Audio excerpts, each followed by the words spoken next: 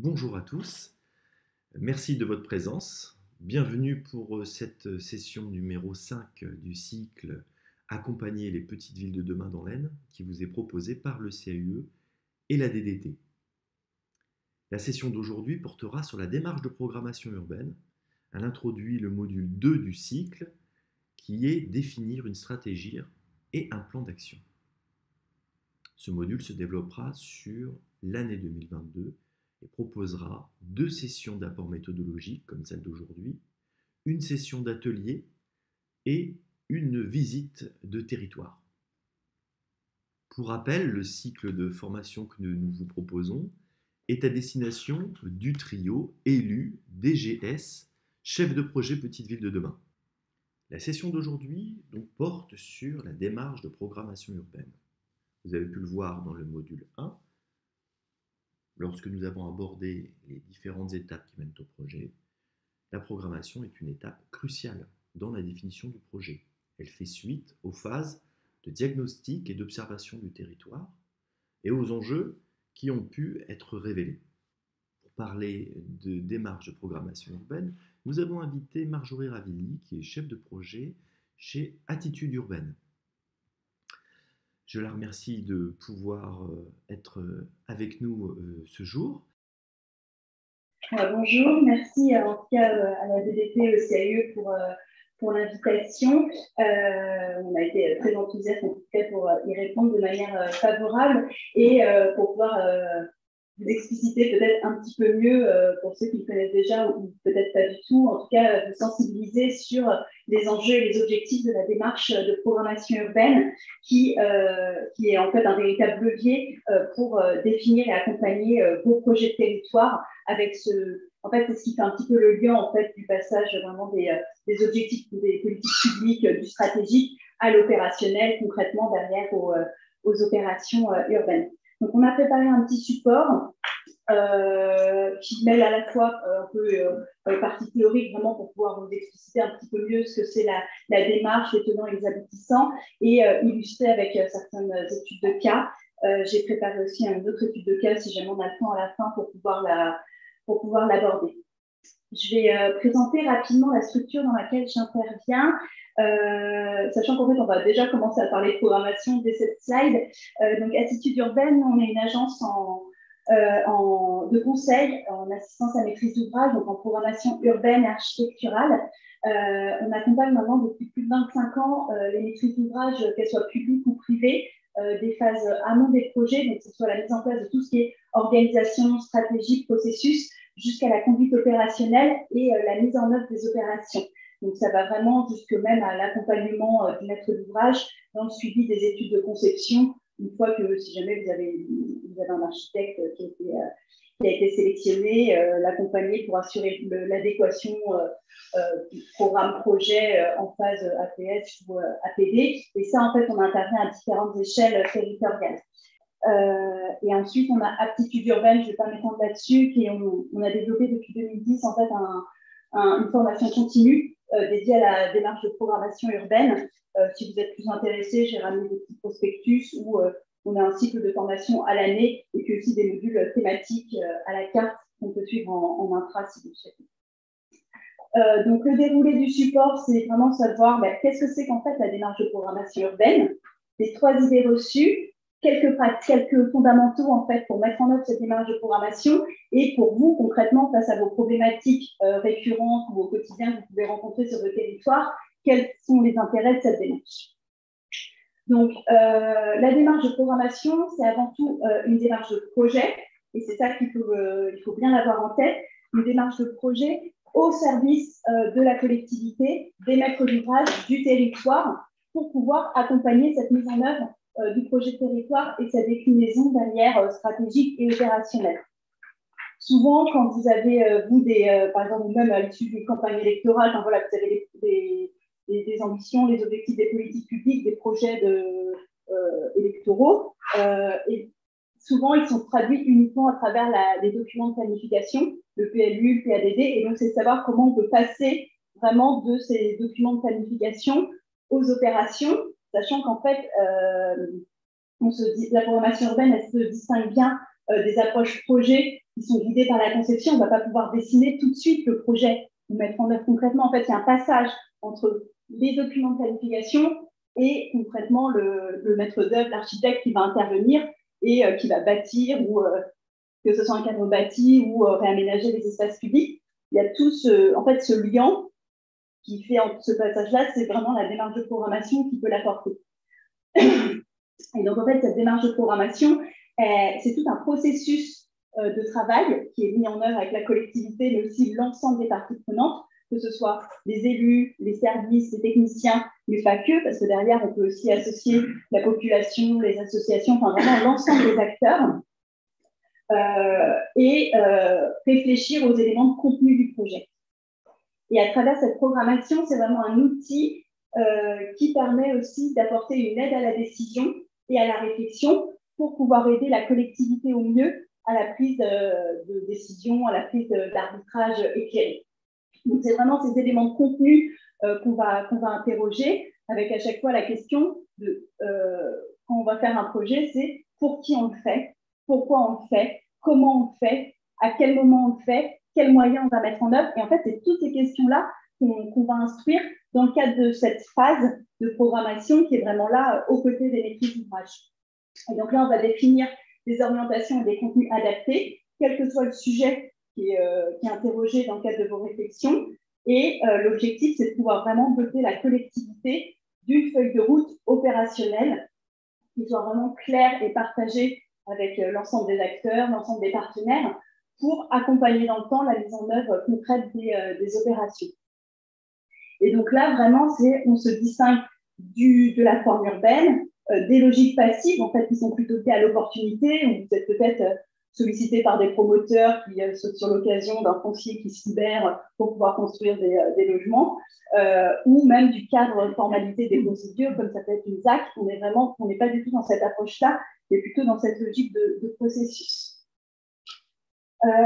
Je peux peut-être illustrer, c'est un petit peu le fil rouge en termes d'études de cas, partager avec vous l'exemple qu'on a à Buc. C'est une petite ville de 5800 habitants qui est située dans l'ouest parisien, près de Versailles. Et donc, en fait, le territoire il est urbanisé à un tiers du territoire, c'est vraiment c'est dans un cadre de qualité en termes d'espace vert, d'espace naturel.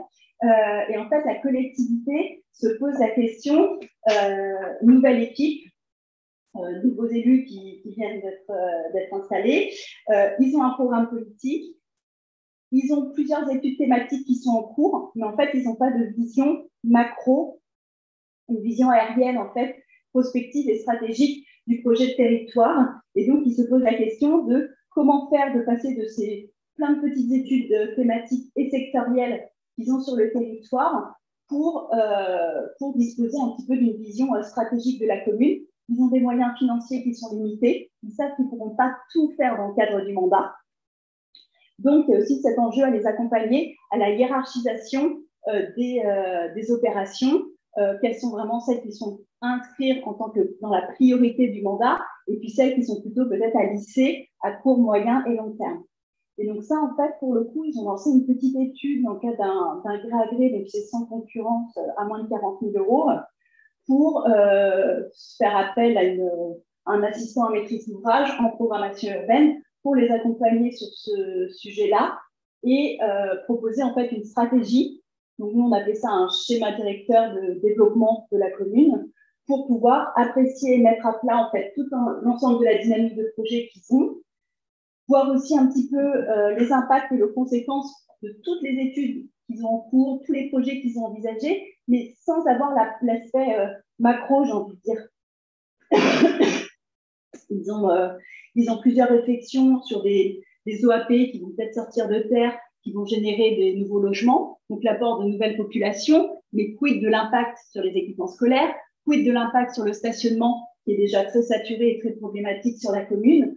Donc, l'idée, c'est de pouvoir voir aussi un petit peu les impacts et les conséquences de ces projets, les points de vigilance, indiquer les études complémentaires qui sont à lancer. Donc ça, j'ai repris un petit peu les objectifs que eux s'étaient assignés.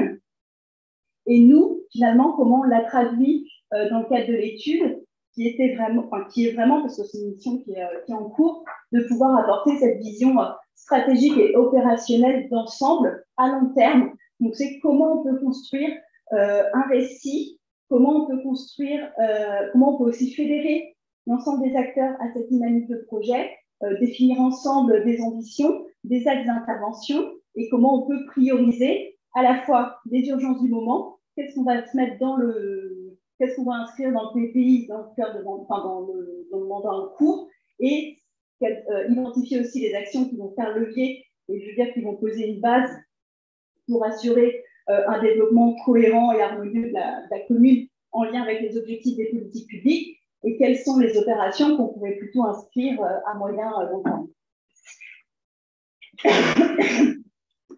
Donc nous, les enjeux qu'on a pu traduire à travers ces grands objectifs assignés à la mission, c'est donc traduire les objectifs des politiques publiques et les intentions générales dans un cadre vraiment opérationnel, stratégique et prospectif. Articuler vraiment l'aménagement d'espace au sens qu'on souhaite lui assigner. Et donc là, c'est aussi tout le rapport qu'on peut avoir entre espace, territoire, le rapport aussi entre phasage et priorisation, esquisser les conditions opérationnelles pour pouvoir mettre en œuvre ces différentes opérations. Et finalement, j'ai envie de dire le cœur de cette étude, c'est de pouvoir bâtir avec les services, la DGS, les élus, une véritable feuille de route phasée et chiffrée de l'ensemble des interventions qui sera à conduire pour, j'ai envie de dire, pour dérouler derrière, décliner les objectifs des politiques publiques. Donc nous, c'est ce qu'on appelle dans notre jargon le schéma directeur stratégique. Donc vous avez là la synthèse, cette feuille de route, la hiérarchisation des interventions et surtout cette approche phasée et chiffrée ces interventions pour apporter cette cohérence et puis rendre davantage concrètes les actions qui sont à conduire.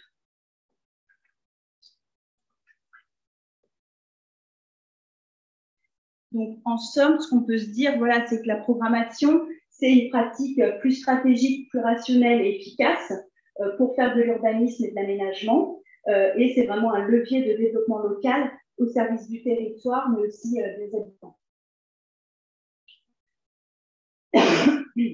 Donc, 3 idées reçues sur la programmation urbaine qu'on peut essayer d'un petit peu de décortiquer.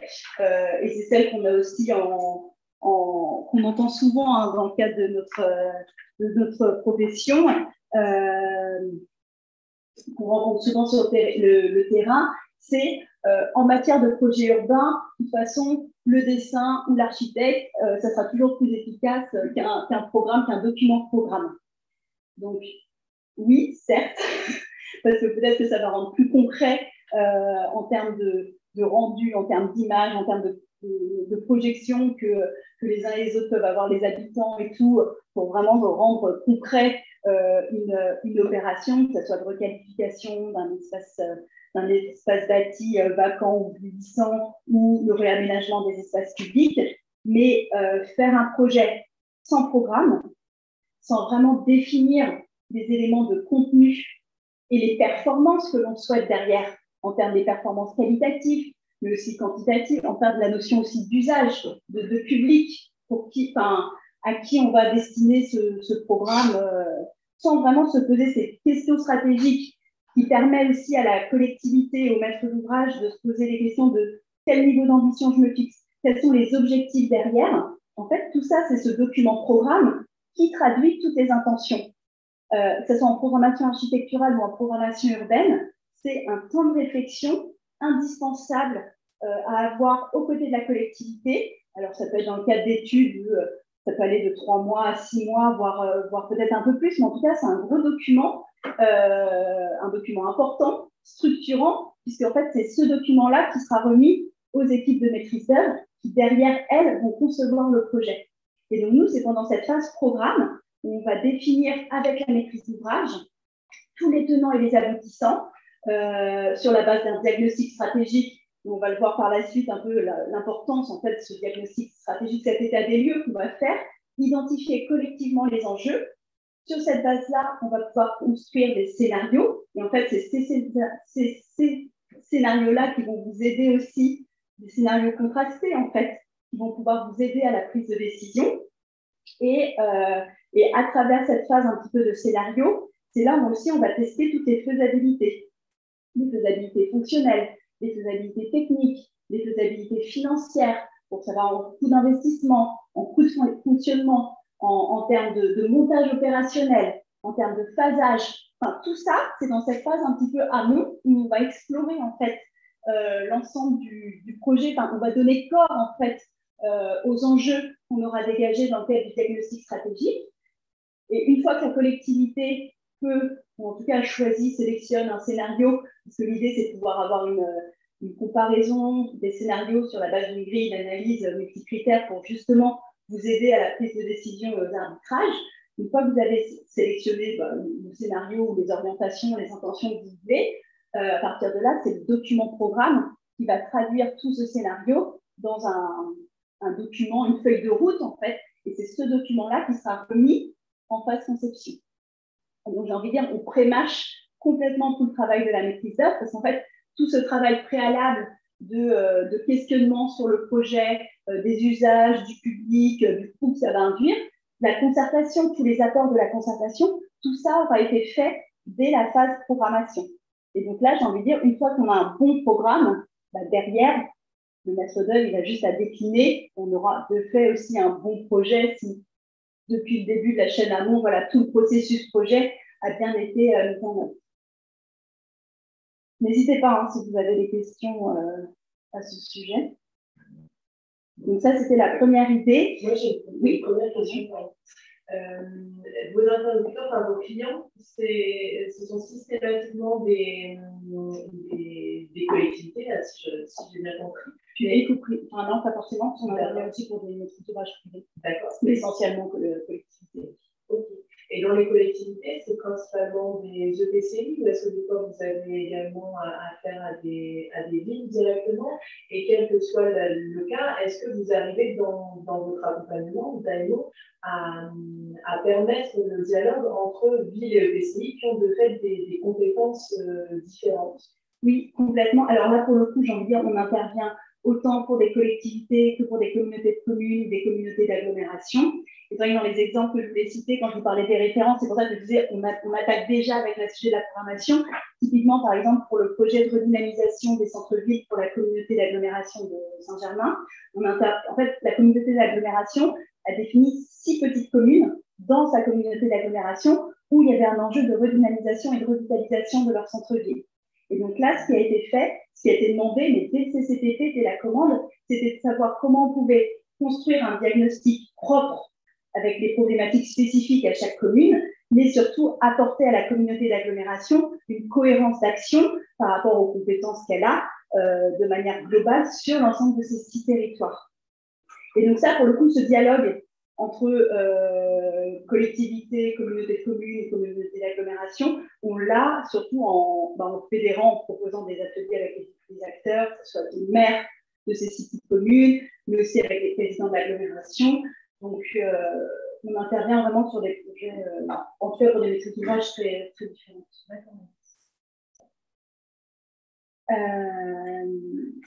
Voilà, donc ça c'était la première idée reçue qu'on essaye de contrecarrer, tant bien que mal.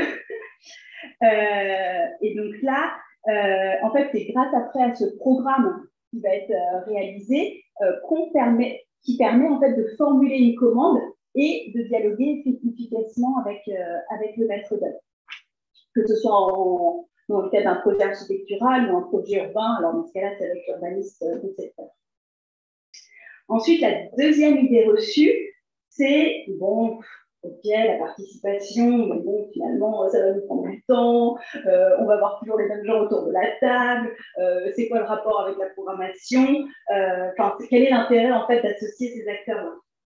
Surtout que, bon, alors ça, c'est des phrases qu'on entend de manière récurrente, hein, mais c'est difficile pour les habitants de se projeter s'il n'y a pas de dessin.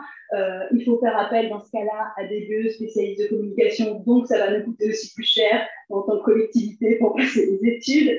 Et en fait, il faut vraiment voir la concertation auprès de la population, mais pas que. Enfin, ça peut être les aides de la population, auprès des associations, des différents usagers d'équipements publics, voilà, c'est qu'elle vient vraiment contribuer directement les éléments de contenu du projet. Et ça permet aussi d'orienter la programmation, enfin, le projet peut-être que initialement la collectivité avait, mais d'apporter un autre éclairage d'après l'expertise proprement parler, parfois même des principaux intéressés. Je pense notamment, par exemple, si on intervient sur la programmation architecturale d'un équipement, moi je trouve ça complètement fou quand on nous demande de programmer un équipement scolaire ou un pôle éducatif sans pouvoir concerter directement avec les enseignants ou même avec les enfants, alors que clairement, c'est eux qui passent entre 10 et, voire même plus pour certains, 10 heures par jour dans cet équipement-là. Et donc ça, pour le coup, alors je ne dis pas qu'il faut systématiquement concerter avec tout le monde, en tout cas, il faut bien flécher avec quels acteurs on va rencontrer, mais au moins constituer dans le cadre d'instances ad hoc des groupes de travail. Alors, on va sur mon exemple d'équipements scolaires, mais au moins avoir autour de la table, ne serait-ce que les directions des équipes, des directions, des directeurs des équipements qui seraient concernés par l'opération, qui, eux, peuvent se faire le relais auprès des enseignants ou auprès des parents d'élèves ou auprès des enfants pour les faire travailler dans le cadre d'ateliers. Donc nous, on peut tout à fait mettre à disposition différents outils pour faire bosser les enfants, les animateurs, enfin voilà, on peut s'appuyer sur ces forces vives du quotidien pour faire remonter l'information.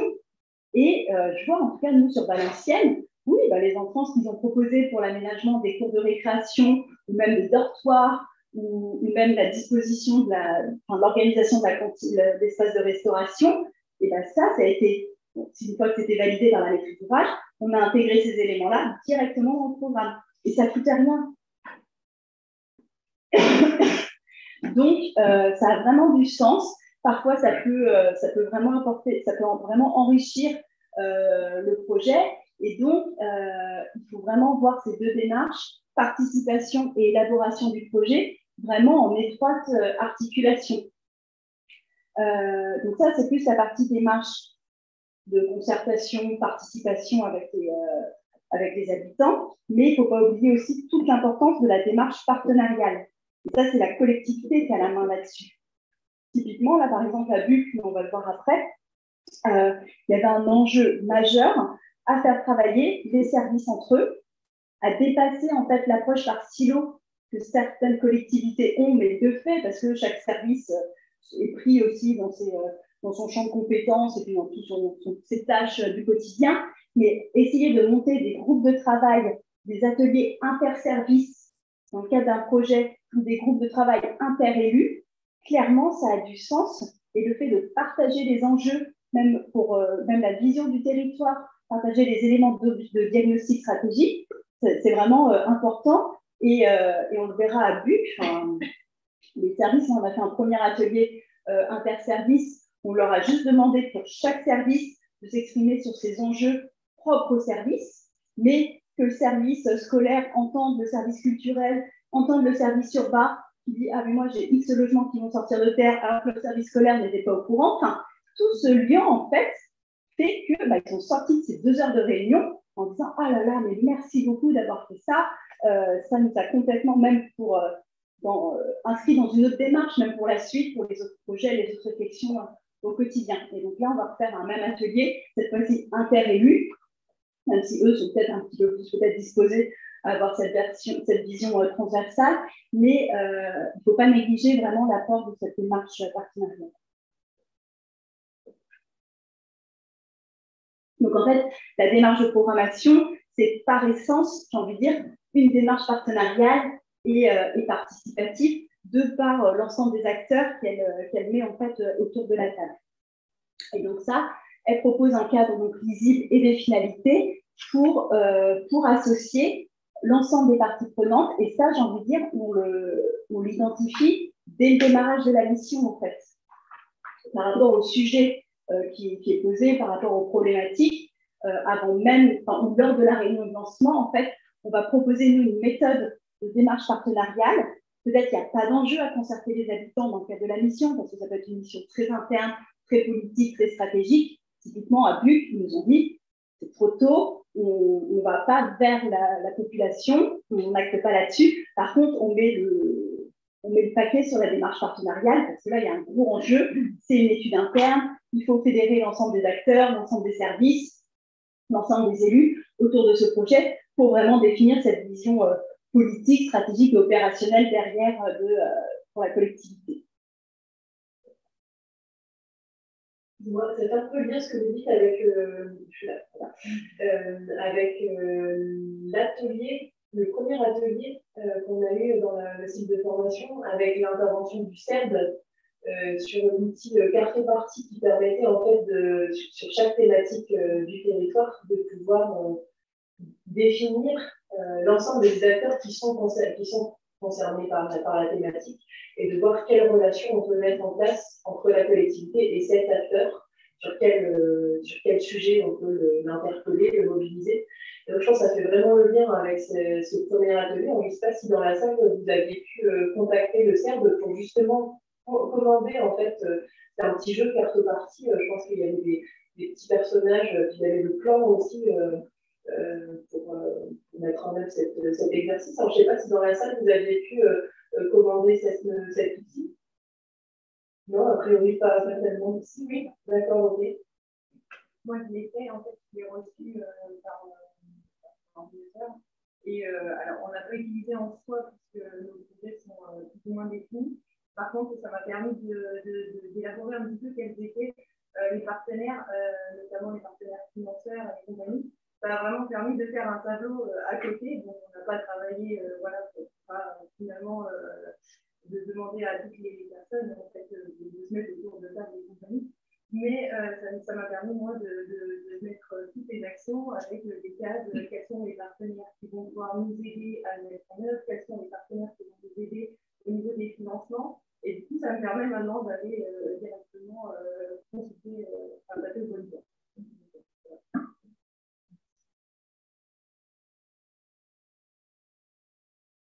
Et la troisième idée reçue qu'on a identifiée, parce que finalement, peut-être se dire, ah, mais la formation urbaine, finalement, c'est une affaire d'expertise.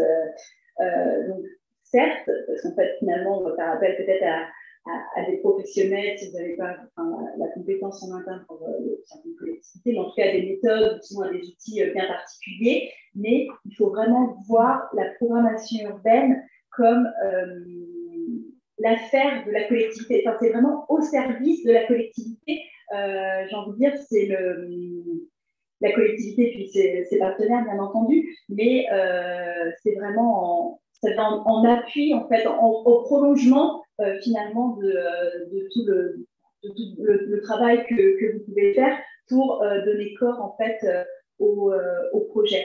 Donc, en fait, c'est la démarche de projet des collectivités pour pouvoir vous accompagner et décliner vos projets de territoire et surtout voilà, apporter cette aide à la décision.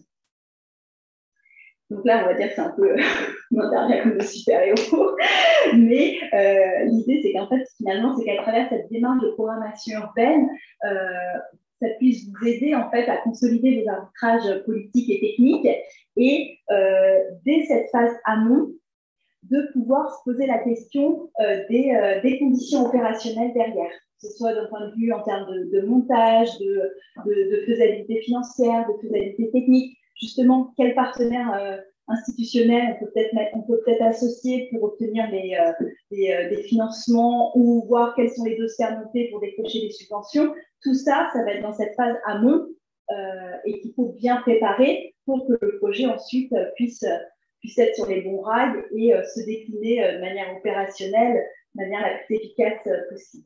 Et donc tout ça, et on le voit bien, hein, c'est aussi dans un contexte de maîtrise des coûts où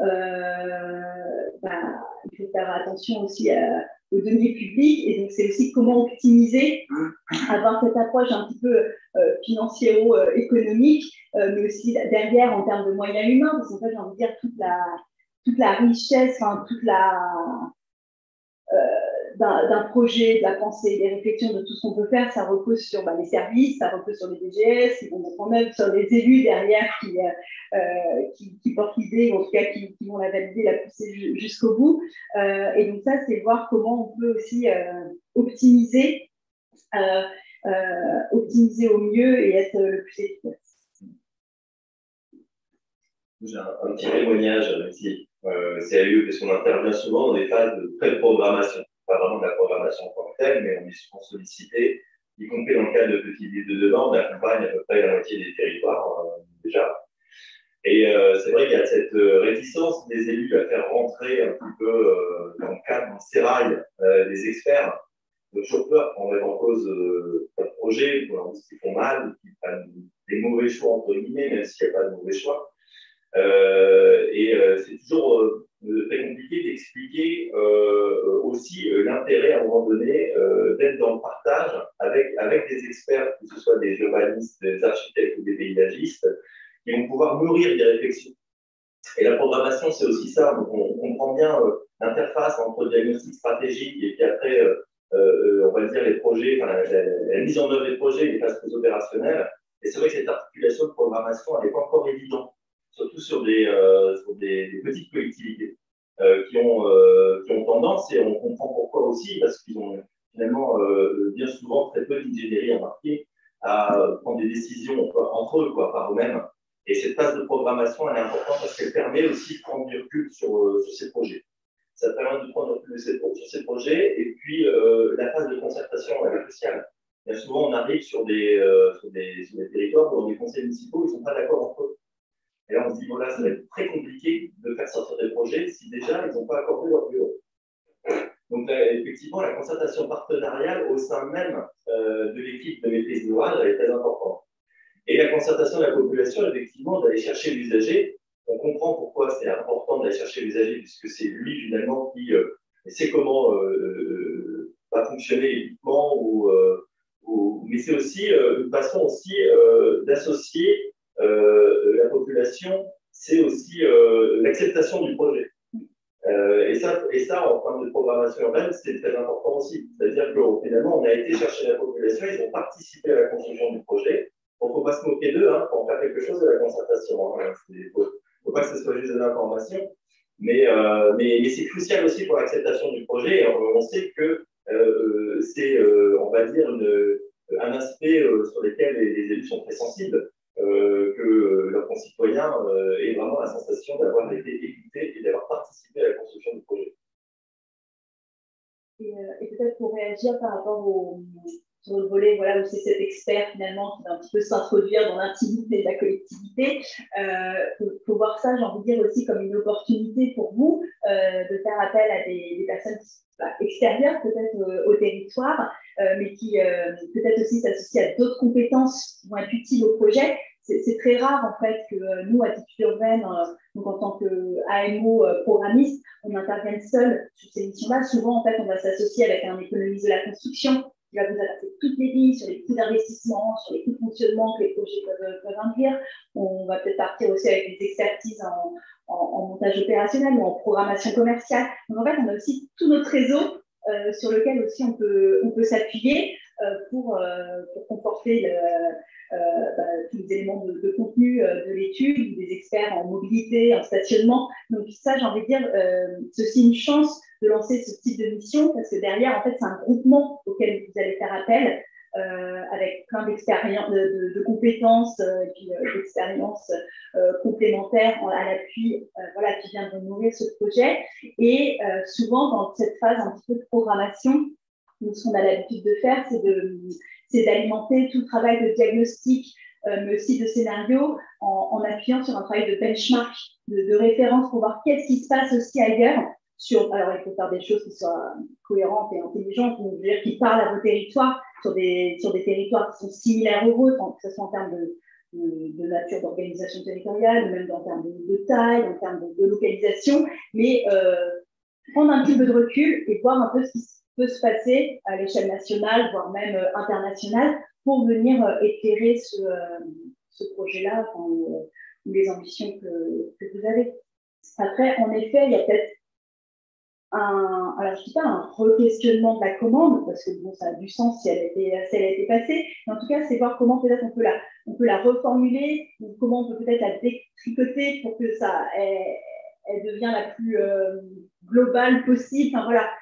Mais en tout cas, on a quand même ce postulat de départ, et même si derrière, il y a une reformulation de cette commande, c'est toujours pour aller au mieux par rapport au projet. Par exemple, ce que j'ai en tête, c'est une collectivité, voilà, un peu plus importante qu'une petite ville, mais en tout cas, qui avait lancé un appel d'offres pour dire, oh là là, il faut vraiment agir sur l'extension de 2 écoles. Parce que on est dans l'urgence, il faut prévoir ces extensions, donc ils avaient déjà évalué, donc il nous faut une étude de programmation architecturale pour ensuite, derrière, soit mobiliser les services techniques pour faire les petits travaux, soit lancer une étude de conception, faire appel à un architecte pour faire ces extensions.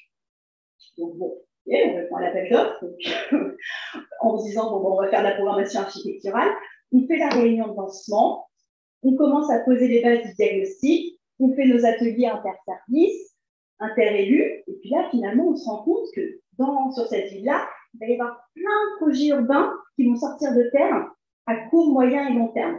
Et on sait très bien ce que les projets urbains peuvent générer derrière, sachant qu'ils voulaient cibler à travers ces projets de logement des jeunes ménages, ou en tout cas des familles, parce qu'ils allaient développer des typologies assez conséquentes, de T3 ou de T4+. On savait que derrière, de fait, il va y avoir un impact sur les effectifs scolaires et périscolaires. Et puis en fait, ce qu'on a vu aussi, c'est que toute cette dynamique de projet, elles n'étaient pas sur ces 2 équipements, elles étaient plutôt ailleurs sur le territoire. Et donc là, on leur a dit, mais peut-être que vous, l'enjeu, c'est peut-être pas de se lancer bille en tête et de prévoir des milliers d'euros dans le cadre de ces créations nouvelles, mais plutôt bien se poser la question de finalement lancer une étude un petit peu de prospective scolaire à l'échelle de l'ensemble de la commune pour voir l'impact de toutes ces opérations de logement vont avoir sur les équipements scolaires. Et c'est pas, j'ai envie de dire, que ces nouvelles opérations de logement, c'est aussi tout ce qui se passe dans le diffus, parce qu'on sait que les secteurs, notamment par exemple les secteurs pavillonnaires, vont muter du fait du vieillissement de la population, mais en fait, il y a tout le diffus aussi qui a un impact sur ces effectifs scolaires.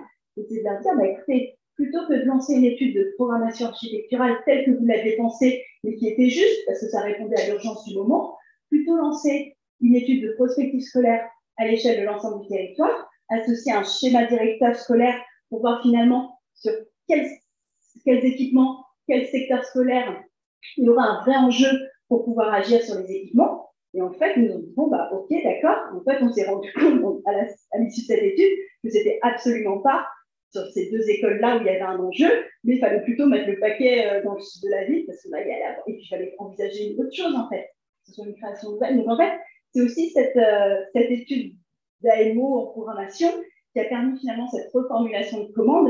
Et j'ai envie de dire, tant mieux, parce que sinon, ils auraient dû faire leurs extensions et finalement, ils auraient eu cette pression au-dessus du territoire, ils n'auraient pas pu y répondre, alors qu'on sait qu'en plus, la scolarisation, c'est une compétence obligatoire pour les collectivités. Donc ça, j'ai envie de dire, même si reformulation de commande il y a, c'est toujours, ça peut être positif, en tout cas, pour la collectivité. Donc, quelques fondamentaux, en fait, pour bien comprendre ce que c'est, le déroulé, en fait, de ce processus et de la démarche de programmation. Donc, nous, ce qu'on a identifié, donc, ces 3 piliers qui reposent donc, sur cette réflexion qui est vraiment progressive, puisqu'on s'inscrit dans un processus étape par étape, qui part toujours d'un état des lieux, d'un diagnostic stratégique. Le deuxième pilier, j'ai envie de dire, c'est cette démarche partenariale. Partenariale ou potentiellement démarche de concertation élargie avec la société civile. Et enfin, cet accompagnement de la maîtrise d'ouvrage à la prise de décision.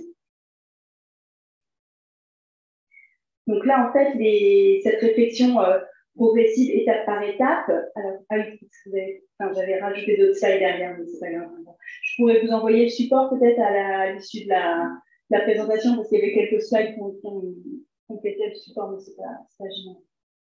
En gros, c'est de voir un petit peu tout le déroulé d'une mission un petit peu classique en programmation, que ce soit en programmation urbaine ou architecturale, quoi qu'il en soit, c'est un petit peu le même déroulé, sachant qu'à la base de cette intention de la commande politique qu'il y a, la première phase repose sur ce diagnostic stratégique, qui est donc la question en fait de tous les éléments, enfin, l'analyse en fait des éléments de contraintes, de potentialité, de définir aussi derrière le projet de vie et le projet de vocation de l'opération, et de mettre à jour les objectifs et le niveau d'ambition de la maîtrise d'ouvrage. Ensuite, on a la phase de pré-programme qu'on appelle, c'est là où en fait on va travailler plutôt les scénarios. Et en fait, c'est cette phase-là qui va vraiment, sur la base des enjeux identifiés dans le cadre du diagnostic stratégique, qui va aider à la réflexion et à la prise de décision autour des orientations et des priorités de la maîtrise d'ouvrage et de ses partenaires. Donc, c'est à travers différents scénarios volontairement contrastés qu'on va travailler des variantes programmatiques, spatiales, et surtout, on va tester les faisabilités. Et donc, à partir de là, une fois, et à chaque fois, j'ai envie de dire, tous ces temps-là, ils sont marqués par des instances de validation de la part de la collectivité, que ce soit des instances en comité technique qui réunissent l'ensemble des services concernés avec les DGA ou les DGS, et ensuite qui servent à préparer le comité de pilotage avec les équipes. Donc, une fois qu'on a cette phase de pré-programme, la maîtrise d'ouvrage et ses partenaires valident un scénario. Et donc là, on va rentrer dans la mise au point du programme, qui va être donc ce scénario de synthèse qu'on va approfondir. Et on va passer plus sur un travail de rédaction du document programme, cette mise au point en fait de cette feuille de route, où on va définir les éléments les qualités, les qualités en termes de performance, les quantités d'inventaire, les mètres carrés, le dimensionnement, l'organisation des espaces, par exemple en programmation architecturale, et puis toutes les exigences derrière que l'on va donner et qui vont donner le cadre de travail pour le concepteur derrière. Et ensuite, alors soit la mission s'arrête là avec le rendu du programme, soit ça peut aller un petit peu plus loin, où on va avoir ce suivi de l'adéquation programme-projet. Donc là, c'est un travail en itération avec le programmiste, la maîtrise d'ouvrage et le concepteur, pour s'assurer que le concepteur, finalement, a bien compris l'ensemble du programme, les objectifs de la maîtrise d'ouvrage. Et donc là, nous, on intervient beaucoup plus ponctuellement, parce que j'ai envie de dire, c'est le concepteur ou l'urbaniste qui est aux côtés de la maîtrise d'ouvrage. Et donc, nous, on va bien s'assurer de cette adéquation programme-projet dans les différentes phases d'études du concepteur. Donc, voilà un petit peu le déroulé classique, j'ai envie de dire, d'une étude type, sachant qu'après, bien sûr, il y a toutes les spécificités qu'on peut retrouver qui sont propres à chaque étude ou à chaque collectivité. Est-ce que... Faire un commentaire. Oui. Il faut avoir peur du terme analyse critique du projet de son opportunité. Hein. Comme on l'a dit, ce n'est pas la remise en cause. Parfois, c'est d'essayer de comprendre pourquoi vous êtes arrivé à cette formulation de votre besoin, de votre projet. Parce que ça permet aussi peut-être de s'assurer aussi qu'il n'y a pas des choses qui éventuellement auraient été... il n'y a pas d'alternative qui aurait pu être explorée. Et c'est toujours intéressant de pouvoir intégrer cette phase-là. C'est une phase qui n'est pas forcément évidente, notamment pour les élus, qui le perçoivent comme une remise en cause. Mais c'est aussi de cette manière-là qu'on arrive à bien vous accompagner après sur cette phase de programmation.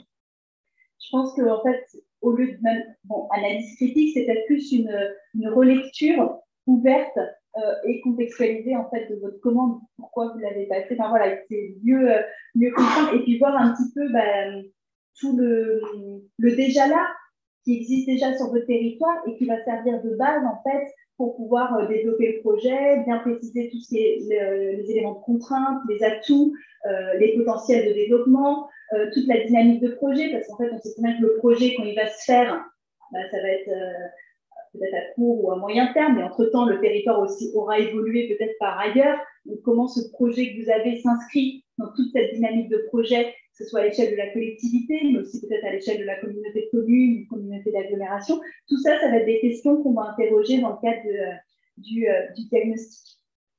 Et aussi se poser la question finalement du projet de vocation et du projet de vie de l'opération. Je reviens sur mon exemple de Valenciennes, qui était donc la programmation d'un pôle éducatif, enfin plusieurs pôles éducatifs d'ailleurs, en tout cas c'est un équipement scolaire. Et donc là on avait une démarche de concertation, une démarche partenariale très, très forte, très ambitieuse, souhaitée par la collectivité, que ce soit avec les services, avec les élus, mais aussi avec les équipes enseignantes, avec l'inspecteur de l'éducation nationale. Après, on a mobilisé les enfants, on les a travaillé et tout, c'était hyper intéressant.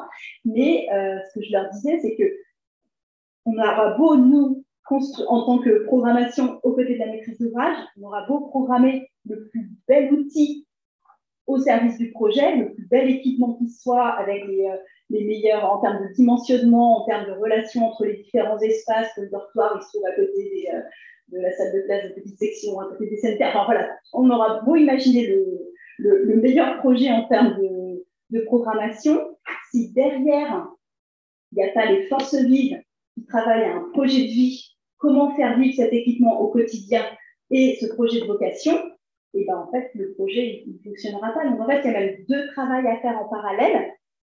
Donc là, c'est surtout pour en programmation architecturale, mais c'est à la fois travailler sur l'organisation et puis comment cet équipement peut se décliner, mais en parallèle, il y a tout un travail aussi interne de la collectivité avec ses partenaires, avec ses services, de se dire, bon, bah, il faut construire, il faut qu'on co-construise ensemble ce projet de vie.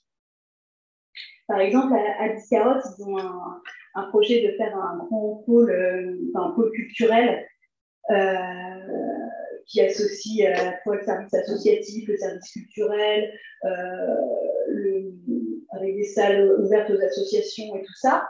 Mais en fait, derrière, avec cette diversité de publics, cette multitude de programmes qu'il va y avoir à l'intérieur de ce pôle, si derrière, on n'a pas ce projet de vie, bah, on sait très bien que ça ne fonctionnera pas. Et donc ça, c'est aussi des questions qui sont à poser en parallèle de l'étude de programmation. Et ça, nous aussi, on peut, en tant qu'assistant maîtrise d'ouvrage, on peut aussi aider à la formulation, ou en tout cas à la mise en place d'ateliers, d'instances de travail pour construire ce projet de vie, projet d'éducation.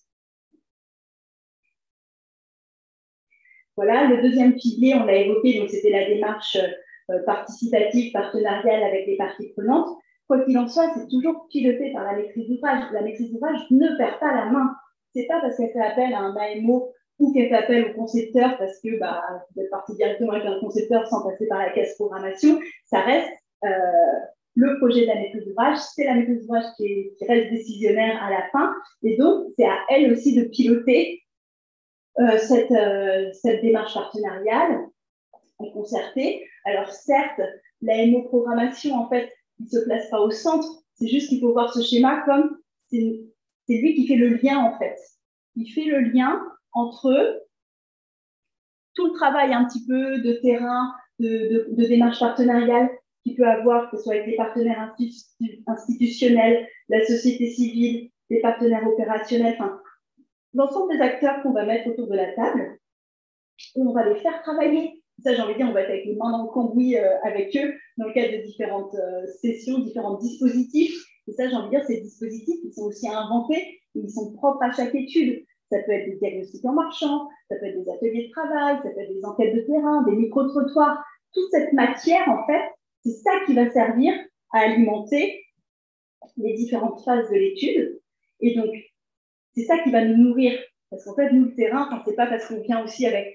Alors, c'est une richesse aussi de faire appel à des prestataires extérieurs, parce qu'on a aussi tous nos bagages de compétences et puis de références qu'on peut avoir par ailleurs. Mais en tout cas, la démarche de programmation, elle s'inscrit dans un terreau local. Donc, en fait, on s'appuie quand même sur les spécificités qui sont propres au territoire, d'où l'enjeu de travailler avec ces acteurs main dans la main, de faire remonter toutes leurs contributions, leur expertise qui viennent nourrir le diagnostic, le travail de scénario, le document programme. On fait remonter ça dans cette instance de suivi et de pilotage à travers le comité technique qui sert à préparer le comité de pilotage. Et ensuite, pour ne pas prendre des gens non plus entre guillemets, il y a un enjeu aussi de revenir vers la population, revenir ne serait-ce que même vers les services, vers les acteurs. Ils ont fait l'effort de contribuer au projet, au cours de revenir vers eux pour leur dire, voilà, on s'inscrit dans un processus intelligent et pertinent entre professionnels, de se dire, bon, bah, voilà les arbitrages qui ont été pris par le comité de pilotage, parce que c'est son rôle. Et j'ai envie de dire, chacun son rôle dans toute cette gouvernance. Et donc ça, j'ai envie de dire, même si on l'explique très bien dans le cadre de travail de la concertation ou de la gouvernance, et les gens le comprennent. Il ne faut pas non plus avoir peur de cette mobilisation des habitants. Tant qu'on arrive à bien expliciter, en fait, à clarifier le rôle de chacun, ensuite, chacun aussi se positionne en ayant sa prise de responsabilité, mais en sachant dans quel cadre, en fait, il s'inscrit. Et ça, dès qu'on explique des consignes dès le départ, ben, en fait, chacun se prête au jeu. C'est suffisamment important pour qu'on y ait consacré une session entière. C'est la prochaine session.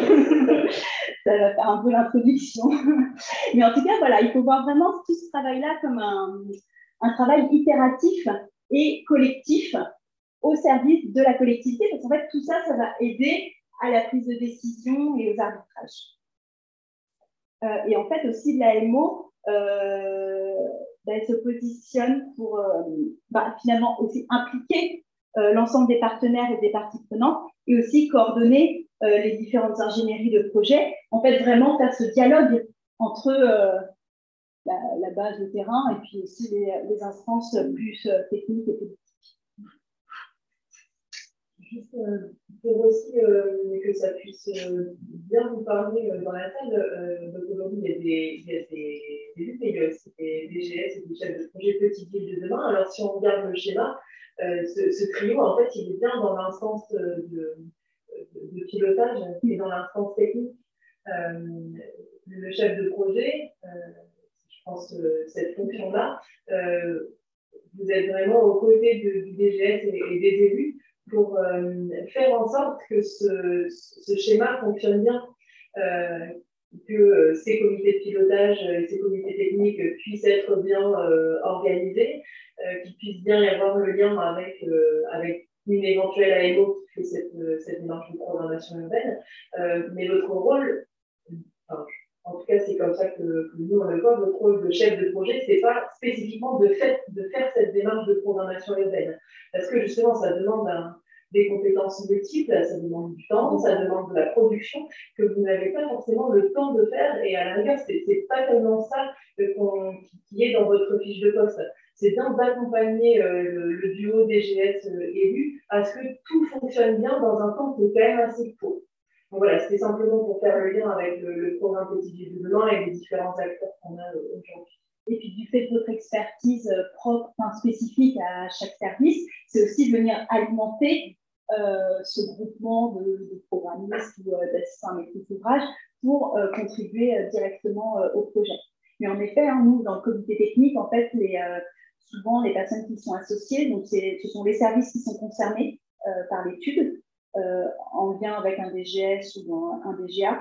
Parfois, il y a peut-être un élu référent, mais ça dépend vraiment de chaque collectivité, de l'organisation de chaque mission, mais qui s'associe au comité technique.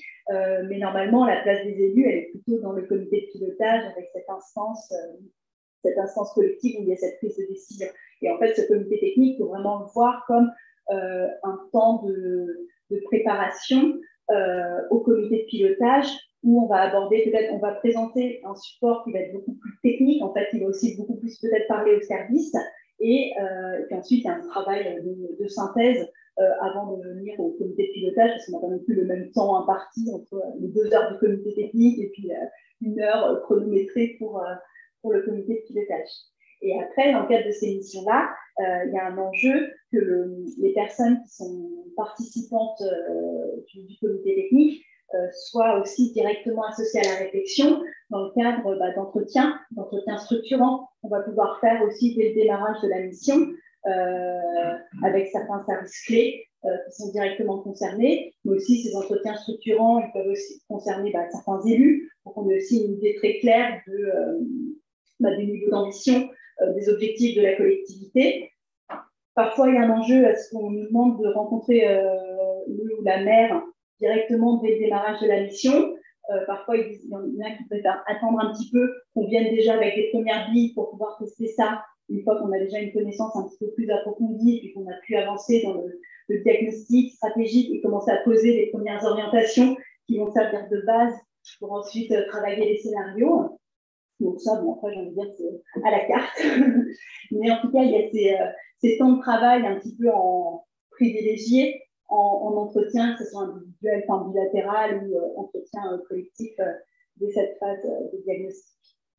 Et c'est toujours intéressant d'avoir un élu malgré tout dans la boucle du comité technique, parce que ça permet vraiment aussi à la fois de partager et de renforcer le projet politique et de faire la bonne articulation, même si il y a un comité de pilotage, mais d'avoir aussi cette représentation. Donc, ça peut être un adjoint ou un élu qui est plus spécifiquement, si je reprends le programme de Civil de demain, je pense que c'est toujours intéressant d'avoir constamment cette présence d'un élu qui vient conserver ce lien avec la maîtrise d'ouvrage et l'aspect plus politique du projet. Oui, ça fait aussi le fil rouge. Typiquement, à Buc, qui reste quand même une petite commune, puisqu'on a 5 000 habitants, au comité technique, on a les 4 directions de pôle. Donc, en fait, c'est le DGS, service scolaire, urbain, technique et associatif et culturel, sportif, service à la population. Donc, en fait, on a ces 5 personnes-là qui sont concernées directement par l'étude et on a l'adjoint à l'urbanisme qui est présent au comité technique et qui fait ce lien. Et c'est vrai que ces interventions, elles sont aussi intéressantes parce qu'en fait, lui, derrière, il a aussi des infos que les services n'ont pas. Parfois, dans un manque de dialogue au quotidien, et donc, en fait, lors de ce comité technique, il nous apporte aussi toujours un petit peu plus cet éclairage en disant « Ah, mais oui, mais ça y est, maintenant, c'est plus d'actualité. On a validé ça avec le maire. » Une réunion où je n'ai pas participé. Et donc, ça assure ce lien-là. Et donc, en fait, ce qu'on se disait, ce schéma, c'est un petit peu le troisième point, mais qui fait la synthèse des 2 premiers piliers, c'est cet accompagnement de la maîtrise d'ouvrage à la prise de décision, avec ces temps de travail et de rencontres très réguliers. En fait, c'est ça qui ponctue en fait tout le déroulé de l'étude, et on voit vraiment cet échange itératif entre le travail de participation, que ce soit avec les services, la société civile, les partenaires, qui viennent alimenter chaque phase de l'étude. Et ça, j'ai envie de dire encore une fois, tout est à la carte en fonction de vous, votre ambition. Il n'y a peut-être pas non plus un enjeu à rencontrer tout le monde à chaque phase, mais en tout cas, de bien cibler puis d'avoir cet échange avec à chaque fois aussi cet arbitrage et l'organisation d'un comité de pilotage à chaque moment clé de l'étude, là où il y a un enjeu à avoir des temps de validation. En fait. Parce que c'est ces temps de validation qui vont aussi derrière nous aider dans la réflexion, l'orientation de la réflexion. Ça va prendre ça va nous permettre aussi d'avancer dans l'étude. Donc là, je reprends mon exemple de Buc, mais on a déjà un petit peu esquissé.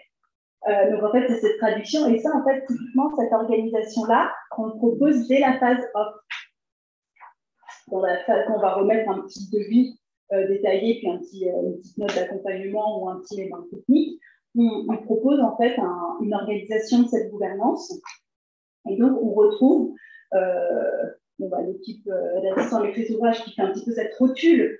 C'est pas de toute façon le cœur du dispositif, mais en fait, c'est plutôt nous voir comme à l'articulation entre les différentes instances, avec des échanges privilégiés avec notre référent à la maîtrise d'ouvrage. Ça, pour chaque étude, il y a un enjeu aussi pour vous, notamment si vous faites appel à des prestataires extérieurs, c'est d'identifier une personne, une clé d'entrée, en fait, qui permet d'assurer ce dialogue fréquent, plus régulier avec le prestataire, mais qui est aussi la clé d'entrée, par exemple, pour recueillir les documents.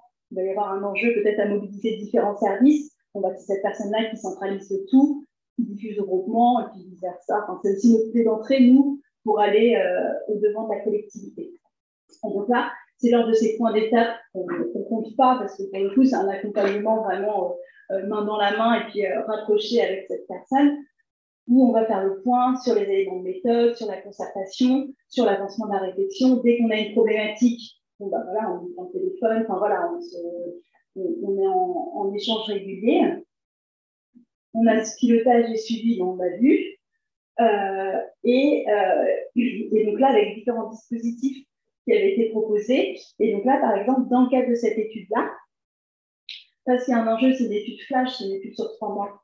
Donc on sait qu'on ne peut pas non plus multiplier les dispositifs. Il y a un enjeu à être aussi à les ramasser dans le temps et pas non plus à multiplier ces dispositifs ad hoc. On a organisé des entretiens structurants, que ce soit avec les différents services concernés, mais aussi les élus, certains élus, et des ateliers de travail. Et on a plutôt privilégié cette organisation, un atelier interélus qu'on va organiser en phase 1 et en phase 2 d'études. Et pareil, ateliers interdirection qui vont servir, eux, à préparer nos ateliers interélus. Et donc ça, c'est aussi très important, c'est de dépasser cette approche silo qu'on peut avoir. Et plutôt que de faire des entretiens individuels avec chaque service, alors il le faut pour certains sujets, parce qu'il y a des gros sujets, mais ça n'empêche pas qu'on peut avoir un entretien individuel avec un service, et qu'après ce service, on le rencontre dans cette instance interservice pour partager avec ses confrères les éléments d'enjeu, de diagnostic, sa vision qu'il a aussi sur les scénarios. Et tout ça, j'ai envie de dire, ça contribue à la richesse de l'étude. Et là, ce que j'ai mis volontairement en blanc, c'est que on aurait pu proposer une concertation, voire même une co-construction pour aller encore un degré plus loin, habitante, avec des enquêtes auprès des habitants, des usagers, voire même peut-être un atelier de travail avec un groupe ressources. Souvent, lorsqu'on fait on mène des enquêtes ou des micro-trottoirs, on essaye d'identifier un petit peu les forces vives qui souhaiteraient être impliquées ou être tenues au courant du projet. Et donc, on peut avoir un petit noyau dur qu'on identifie dès la phase de diagnostic et pour lequel on peut aussi les mobiliser en phase scénario, en phase pré-programme et en phase programme pour travailler plus finement le projet avec eux. Dans le cadre de nos ateliers de travail thématiques ou réguliers. Et puis à la fin, prévoir une réunion publique élargie à tous pour pouvoir présenter les conclusions de l'étude ou présenter l'avancement du projet. Là, dans le cadre de l'étude de BUC, il n'y avait pas d'enjeu parce que déjà les délais étaient très courts et surtout ça reste une étude hyper politique, hyper interne, c'est de voir comment on va décliner le programme politique en programme d'action derrière. Donc en fait, on voit bien que c'est une étude trop amont, on n'est pas assez près, la collectivité, puis même nous, c'est un conseil qu'on m'a donné, de pouvoir aller au-devant de la population. Une fois qu'on aura bien cette feuille de route, on aura bien identifié ce que les élus voudront faire dans le cadre de ce mandat, qu'on aura un petit peu esquissé déjà pour chaque intervention, je sais pas, la création d'une maison médicale, le réaménagement des espaces publics du centre-ville, la réorganisation du stationnement. Dès qu'on aura bien vu pour chaque opération un petit peu les tenants et les aboutissants, les objectifs, les faisabilités, le périmètre donné au projet, là, pour le coup, on pourra concerter avec la population. En tout cas, là, c'était trop tôt, en fait.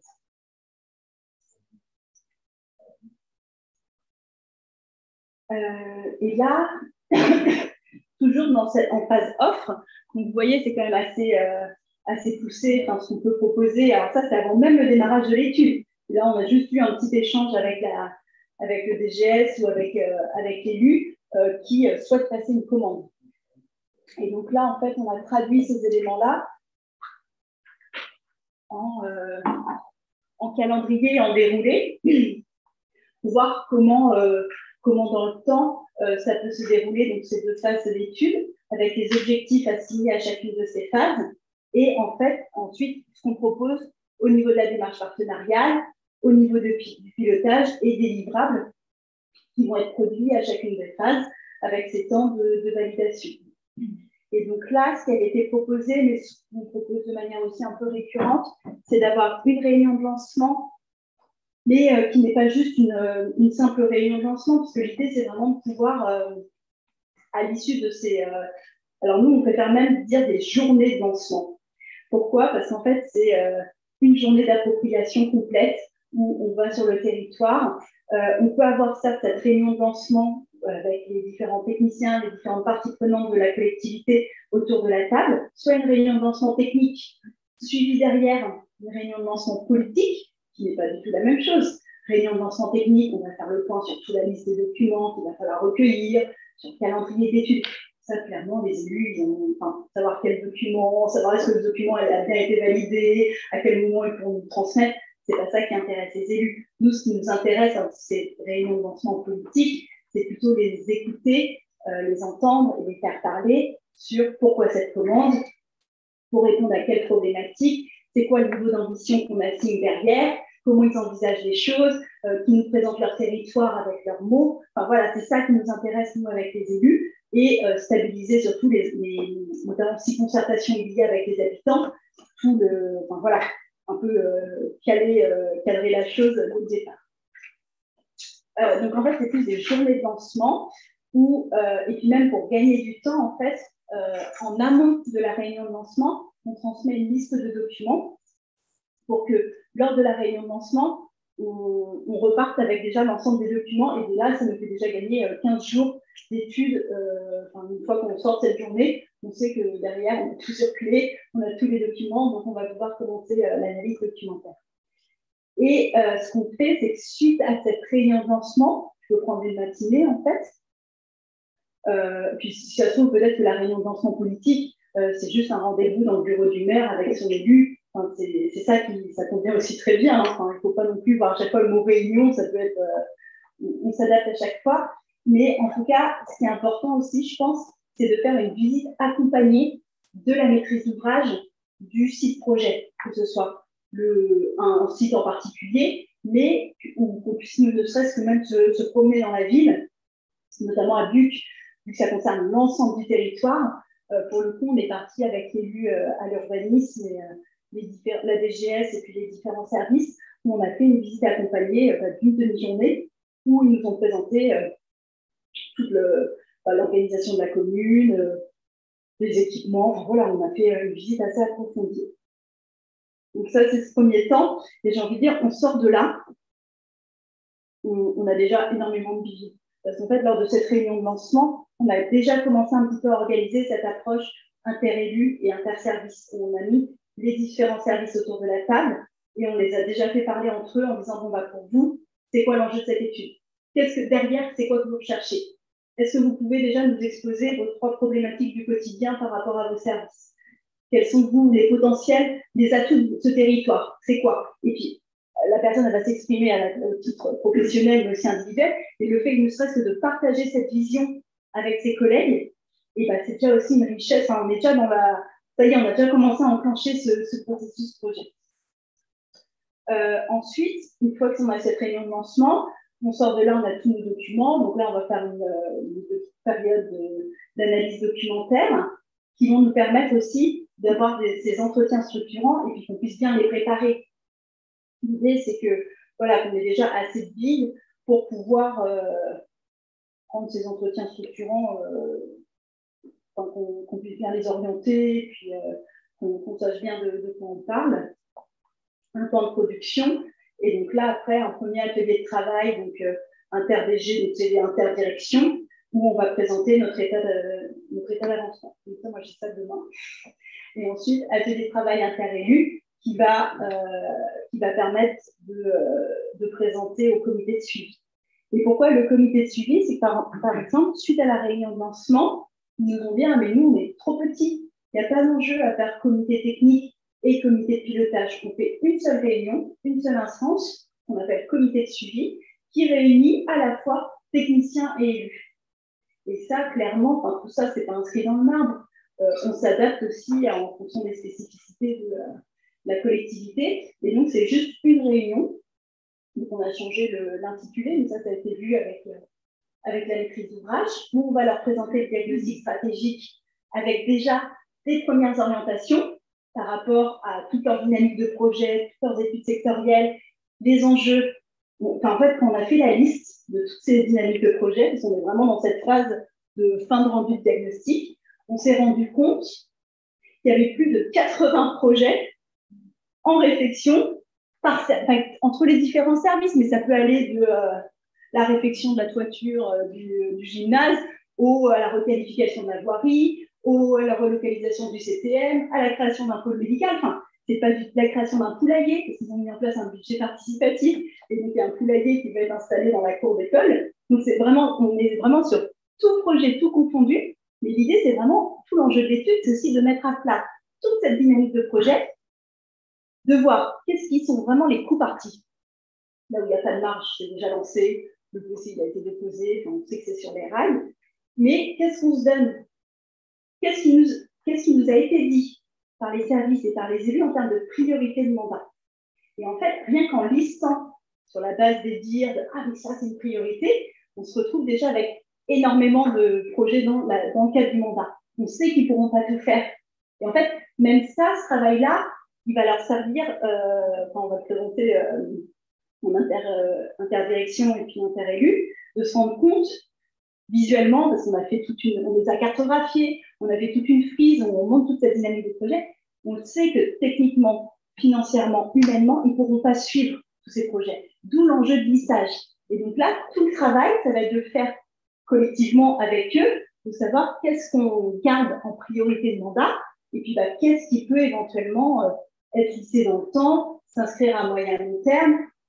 Comment on peut aussi un petit peu préciser le phasage de ces opérations. Est-ce que derrière ce projet-là, est-ce qu'il y a une réalité financière? Est-ce que derrière, est-ce qu'on est sûr d'avoir les financements, d'avoir les partenaires, enfin les financeurs, tous les partenaires institutionnels à nos côtés? Enfin, voilà, c'est un peu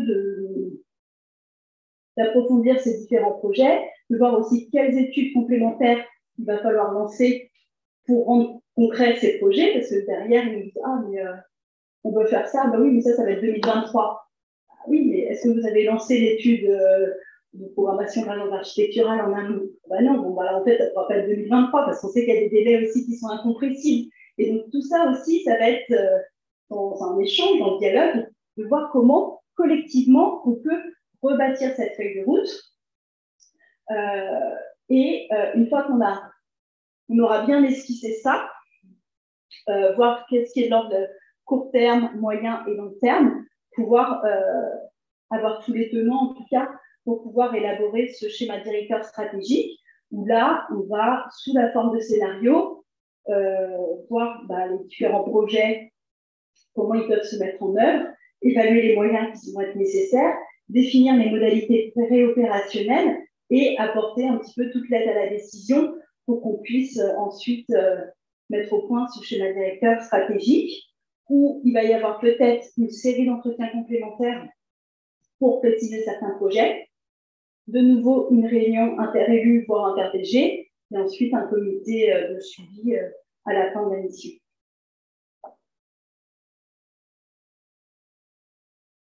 Je ne sais pas si vous avez vu des questions peut-être sur ce déroulé-là, ou l'organisation des 3 piliers.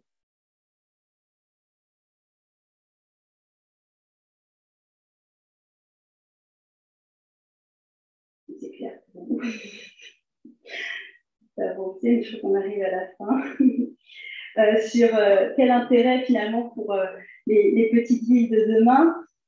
C'est vrai qu'en discutant avec Robin ou Bruno, on voit bien que vous êtes confrontés aussi, vous, à des problématiques récurrentes pour ces petites villes-là, et vous êtes finalement en première ligne des enjeux, que ce soit de transition de territoire, de sobriété foncière, mais aussi de redynamisation, de revitalisation, que ce soit de votre cœur de ville, du centre-bourg, en fonction des dénominations, mais de voir aussi des projets concernant le réaménagement des espaces publics, des enjeux de mobilité, de stationnement, de requalification du bâti existant ou d'un bâti vacant qui se dégrade, le manque peut-être de commerce ou de services, et voir comment on peut reconvertir ces Covid, voir aussi en termes de qualité paysagère, enfin voilà, tous ces enjeux-là, finalement, vous êtes quand même en première ligne, Et vous êtes un peu l'échelon par excellence, c'est-à-dire c'est vers vous que les contribuables vont et se dirigent en premier lieu. Et c'est vous aussi qui avez les clés pour tenir compte finalement des besoins, de l'évolution de votre commune, du bassin de vie, et de définir et mettre en œuvre des politiques publiques.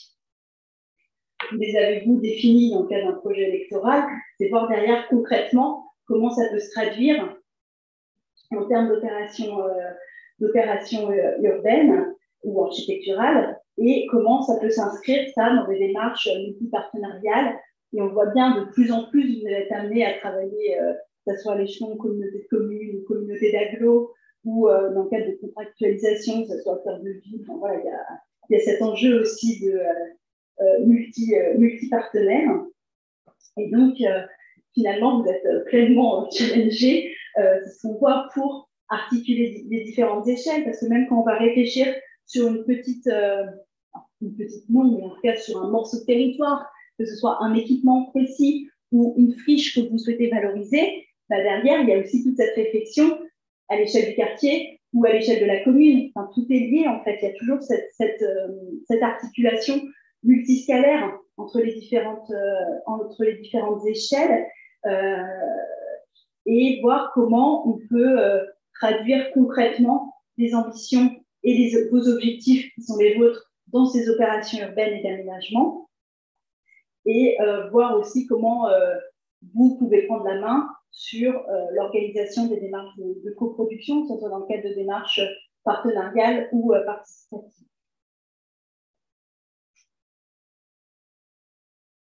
Donc là, je le redis encore une fois, mais bon, pour vraiment bien comprendre, c'est que cette programmation, c'est vraiment un véritable appui pour vous accompagner et pour mettre en œuvre ces opérations-là. Et là, j'ai mis 3 petites clés d'entrée, parce que je pense que je n'aurai pas le temps de prévoir l'étude de cas, mais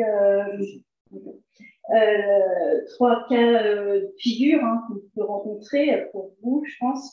C'est peut-être une friche en entrée de ville, ou peut-être on a un ancien site, alors industriel ou pas, mais en tout cas qui présente de fortes contraintes environnementales, mais quand même peut-être certains atouts patrimoniaux ou paysagers. Enfin, on sent qu'il y a peut-être quelque chose à faire parce qu'il est bien situé, parce qu'il est en entrée de ville ou en cœur de ville. Enfin,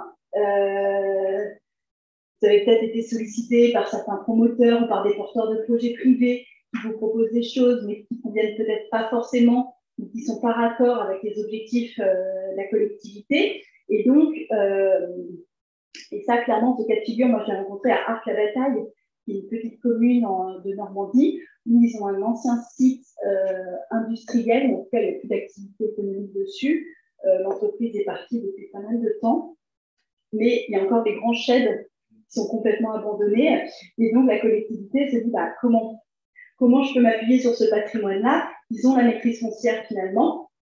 Et donc, comment on peut reconvertir ça? Mais tout était, on a ouvert le champ des possibles. Il n'y avait aucune préorientation déjà esquissée. Donc, on pouvait partir sur des équipements, on pouvait partir sur une autre offre économique, sur le développement de logement. Enfin, tout était ouvert. Et donc, ça, tout l'enjeu, c'était sur la base du diagnostic stratégique qu'on a pu établir, travailler à différents scénarios. Et à chaque fois, on a testé la faisabilité. Ça veut dire qu'est-ce que ça implique derrière en termes de maintien de ce patrimoine, combien ça va coûter. Enfin, voilà, toutes ces questions-là, on a pu les explorer. Et puis, aussi, quelles personnes on peut y associer. Tout l'enjeu aussi de la démarche de programmation, c'est qu'il faut voir ça aussi comme une clé pour que nous, on puisse mobiliser des porteurs de projets privés pour construire ce réseau, en fait, qui serait peut-être intéressé par cette opération-là. À plus grande échelle, on a été missionné par Paris La Défense. En fait, sous l'esplanade de Paris La Défense, entre le RER A et la ligne 1, il y a 80 000 m² d'espace vide. Ils appellent ça les locaux résiduels. On a une cathédrale, on a 24 mètres en fait, c'est tous ces vides résiduels entre les infrastructures de métro, d'autoroute. En fait, comme elles ne se sont pas tous alignées, on a ces grands vides. Et donc, en fait, quand on additionne tous ces vides-là, il y a 80 000 m² de disponibles sous les l'esplanade de la Défense entre la Grande Arche et le bas de...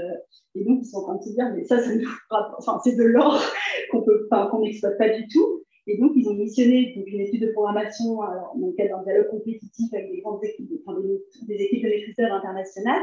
En tout cas, nous, on fait partie d'une équipe d'un maîtrise-œuvre qui a été lauréate sur ce projet, de se dire, bon, bah, quel devenir de ces volumes résiduels et Paris La Défense derrière, alors ils sont pas tous dans une approche équipement public, mais plutôt faire appel à des porteurs de projets privés pour exploiter ces volumes, avec une grosse dimension vocation ludique, culturelle, sportive, indoor. Et donc nous, tout le travail de la programmation, ça a été en plus de trouver un peu la vocation de ces différents espaces, la vocation sportive, culturelle, enfin voilà, déambulation, parce qu'il va y avoir une grande allée qui va desservir ces différents volumes, c'était de faire tout le listing des porteurs de projets privés qui seraient potentiellement intéressés pour venir faire vivre en fait ces espaces résiduels. Donc en fait, on a dû contacter, mais je ne sais pas combien de porteurs de projets. Alors malheureusement, c'était juste avant en 2020, donc autant dire que tous les projets étaient au ralenti, mais ateliers lumière, cohésion, enfin voilà, tous ces porteurs de projets privés en fait, pour savoir si potentiellement ils seraient intéressés, parce que derrière, on sait que PLD ne va pas mettre de l'argent là-dedans, en fait, c'est le porteur de mettre. Et donc ça, c'est aussi tout ce travail-là de programmisme, en fait, pour aussi trouver ces porteurs de projets. Et donc là, la démarche de programmation, ça a permis de faire le point sur les contraintes et les opportunités du site, les objectifs des politiques publiques. Finalement, qu'est-ce qui trouverait sa place finalement dans cette friche industrielle? Qu'est-ce qui pourrait faire écho? Qu'est-ce qu'on pourrait y implanter? Et voir aussi faire une petite étude de marché sur les dynamiques du marché local.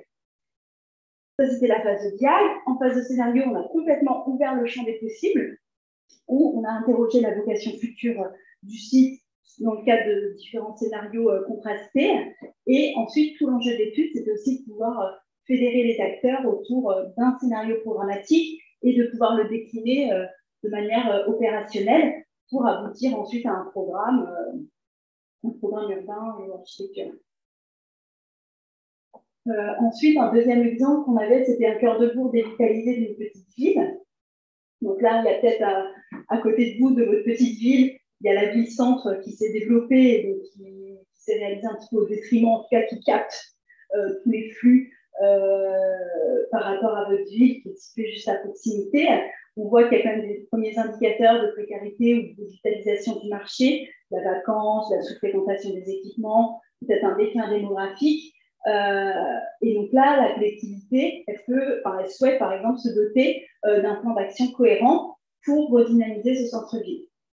Et donc là, l'idée, à travers de cette étude de programmation qu'on peut lancer, c'est de pouvoir élargir le diagnostic à l'ensemble des parties prenantes, mais aussi à l'ensemble des thématiques, parce que se poser même la question de c'est quoi la délimitation de mon centre-ville en termes de carte mentale, en termes de frontières, de délimitation, quels sont les différents sujets qu'on peut instruire à l'intérieur de ce centre-ville. Il y en a beaucoup entre les activités économiques, l'offre de services, l'habitat, les espaces publics, la mobilité, le stationnement. Tout ça, c'est des sujets qui font partie prégnante, en tout cas, de la réflexion.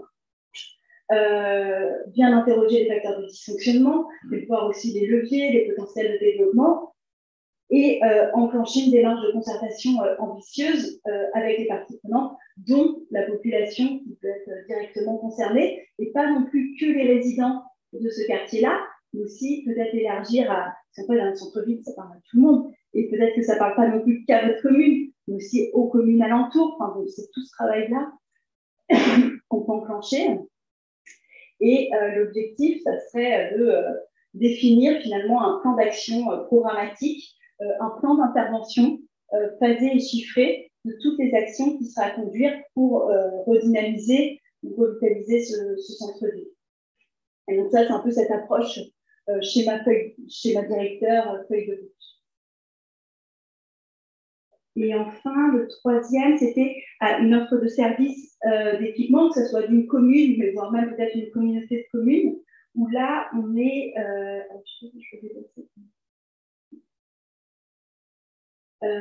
où on est un territoire rural attractif, ou peut-être même, ça peut être un autre cas de figure, en perte de vitesse, ou qui souhaite finalement, pour l'attractif, peut-être maîtriser son développement en misant sur la coopération territoriale. On sait aussi que un des leviers, en tout cas pour les moyens financiers pour vous sur les équipements, c'est aussi de pouvoir réfléchir à l'échelle intercommunale. Je pense notamment aux écoles, aux autres équipements, voir comment vous pouvez créer ces regroupements d'équipements. Et vous êtes face peut-être, par exemple, à un patrimoine d'équipements publics, peut-être vieillissant, parfois saturé, en inadéquation en tout cas avec les attentes et l'usage de la population. Et donc là, c'est de voir quelles seraient les interventions prioritaires à conduire pour redéfinir en fait ce projet de territoire et puis avoir une visibilité sur votre patrimoine immobilier. Parce qu'en fait, les équipements, c'est à nous derrière, face à la collectivité. Et donc là,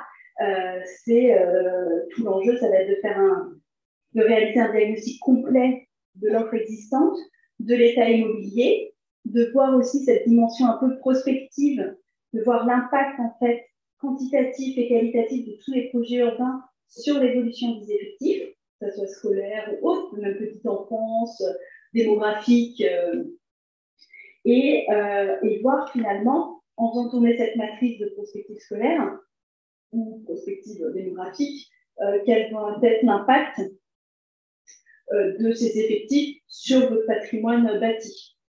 Donc là, c'est plus un schéma directeur immobilier où on va définir en fait les interventions qui seraient à conduire à horizon 5, 10, 15 ans.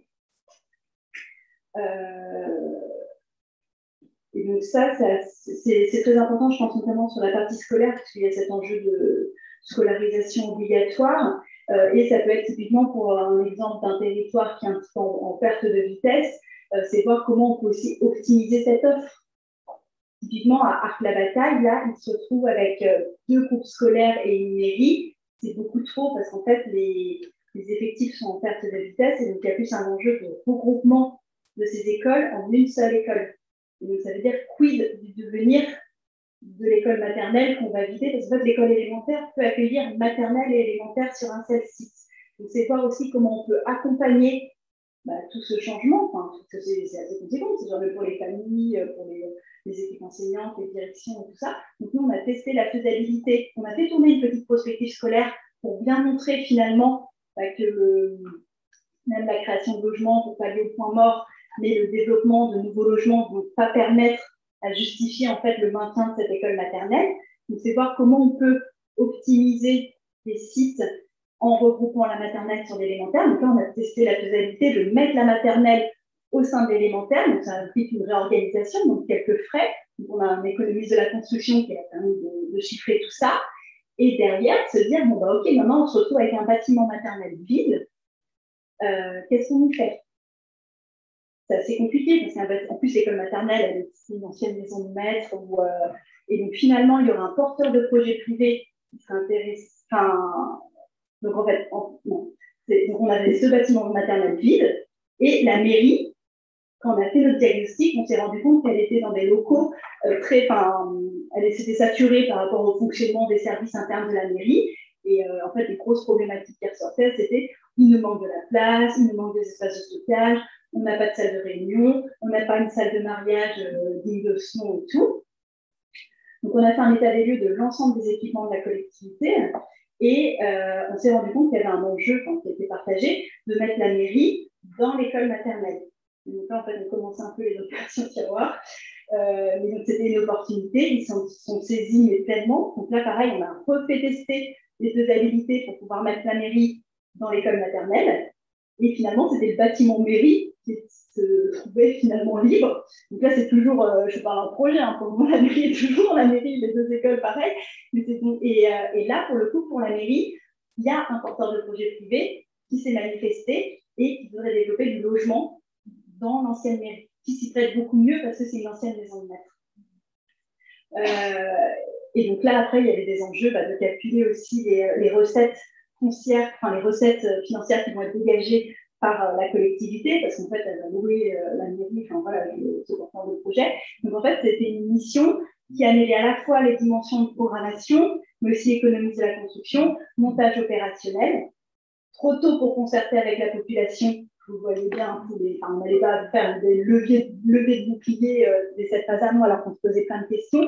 Mais par contre, gros travail avec les services et avec les élus pour bien partager tous ces éléments-là. Et une fois que le projet sera vraiment validé, là, pour le coup, oui, en effet, il va falloir concerter avec la population et bien concerter pour pouvoir qu'elle s'approprie pleinement et qu'au contraire, qu'on ait des forces vives alliées, j'ai envie de dire, qui comprennent bien les tenants et les aboutissants du projet et qui puissent assurer aussi le bon déroulement des différentes opérations. Donc voilà, ça c'était différents petits cas de figure qu'on peut rencontrer, et puis ça permet peut-être pour vous de rendre plus concret cette démarche de programmation, comment ça peut se traduire dans différents cas d'études. Le dernier exemple est très intéressant parce que nous, sur les territoires sur lesquels on a intervenu jusqu'à maintenant, la question du réemploi, elle se pose tout le temps par rapport à ce patrimoine immobilier communal. Pas toujours évidente parce que les élus ont du mal à changer de paradigme. Les choses qui sont enclenchées depuis très longtemps, qui sont installées depuis très longtemps, c'est pas évident. Quand on parle de déménager le numérique, c'est pas évident. Ça demande derrière beaucoup de pédagogie, de leur montrer quels sont les arguments, quels sont les atouts pour le territoire.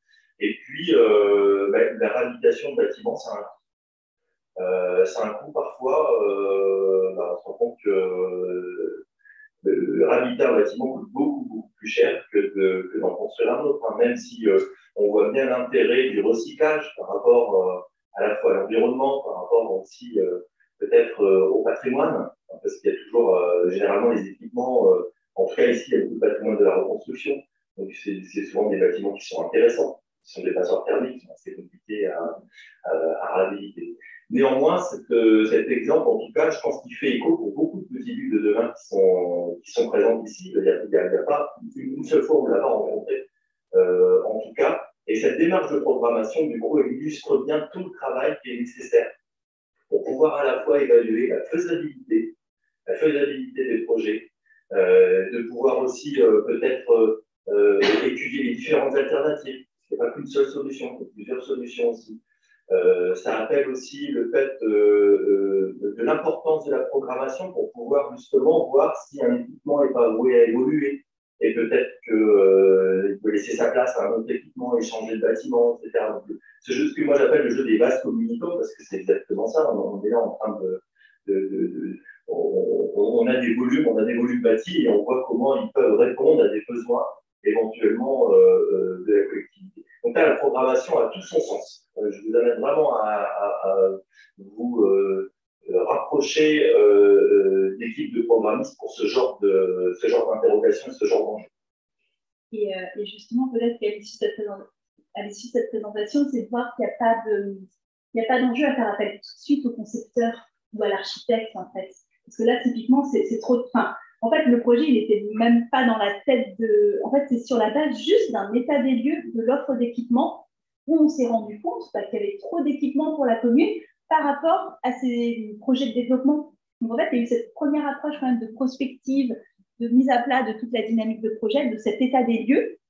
Et donc là, c'est pleinement, ça ressort du travail de programmation et pas du travail de conception. On n'est vraiment pas dans cette phase où, ça y est, on prend le stylo et on va être prêt à dessiner parce qu'en fait, on ne sait même pas quoi dessiner. Et donc, en fait, c'est vraiment toute cette réflexion de programmation où, comme Bruno l'a indiqué, c'est vraiment de pouvoir tester toutes les faisabilités, ouvrir le champ des possibles, se poser les différentes vocations qu'on peut avoir sur ces équipements, sur ce patrimoine bâti qui peut aussi évoluer et par rapport aussi aux attentes de la population où il y a des évolutions des pratiques, enfin voilà, il y a des nouvelles demandes qui émergent sur le tissu associatif, des familles et tout ça.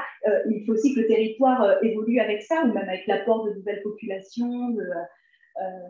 Et donc, c'est toute cette réflexion amont, elle est vraiment indispensable à avoir pour bien stabiliser les choses et ensuite pouvoir passer une bonne commande au travail, aux architectes. Et c'est une fois qu'on aura une bonne commande, derrière, j'ai envie de dire, c'est facile, entre guillemets.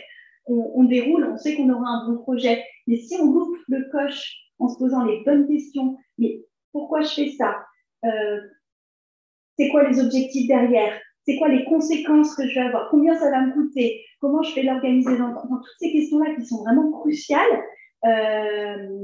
C'est vraiment dans cette phase, dans le cadre de la démarche de programmation, qu'on a le temps de pouvoir les explorer. Et c'est pour ça que je pèse mes mots quand je dis vraiment que cette démarche de programmation, elle s'inscrit au service de la collectivité, parce que c'est vraiment de l'assistance à maîtrise d'ouvrage. Enfin, on est un peu c'est pas le bras droit, mais en tout cas le prolongement de la collectivité, de la mairie, des politiques publiques, pour traduire, donner corps au projet que vous avez.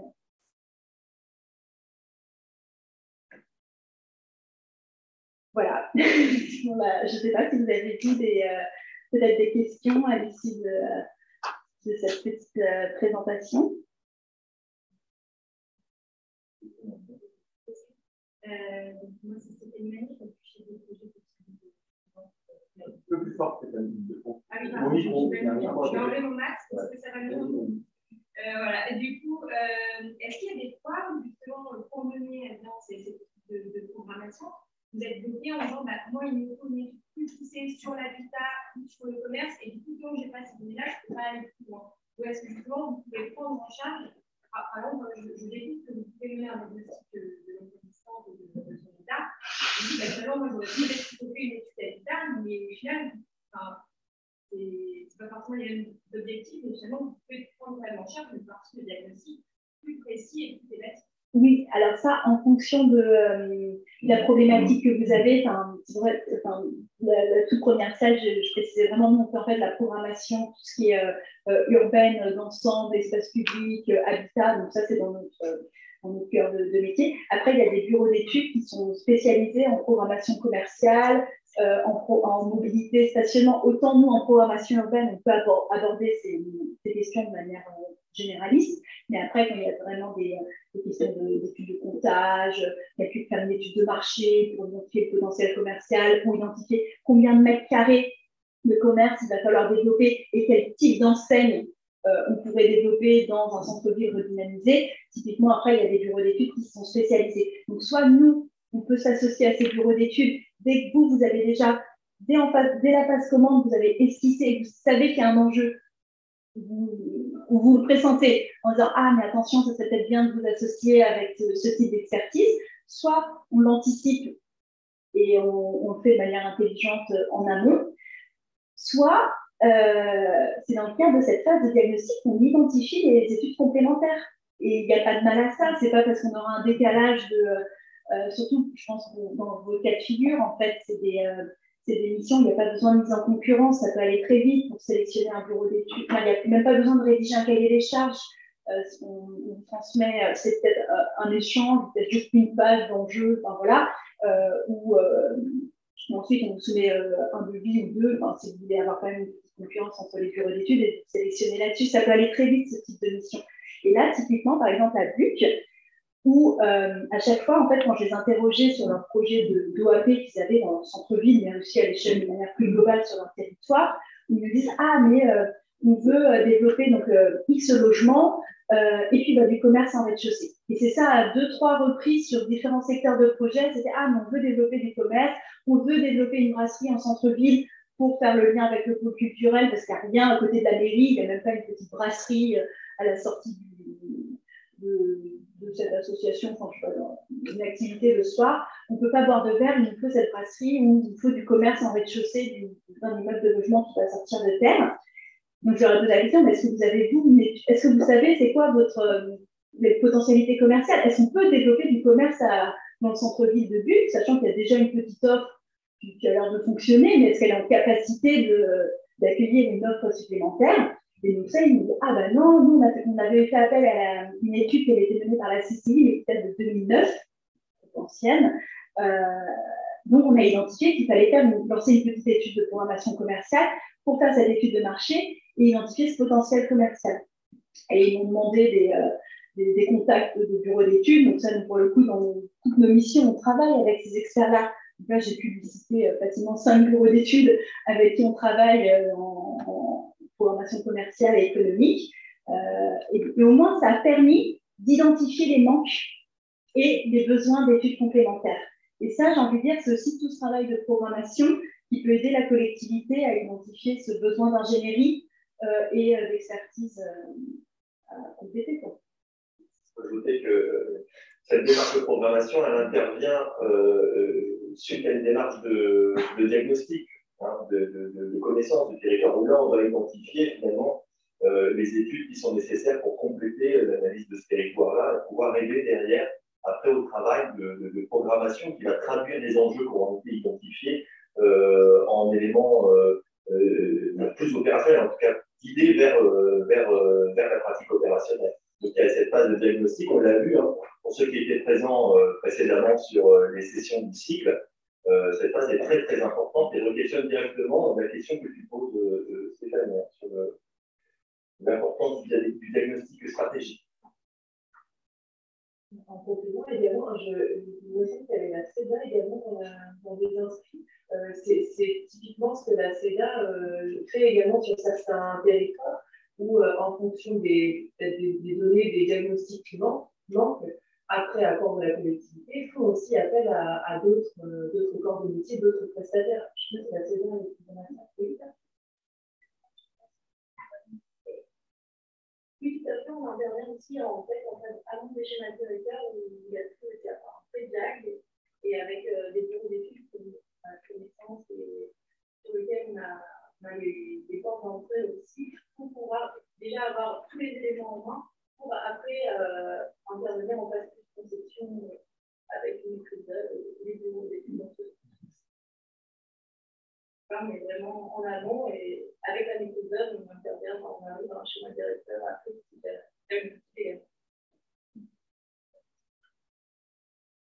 Excusez-moi, Mairie de Berlin, donc CIMAS, DGS.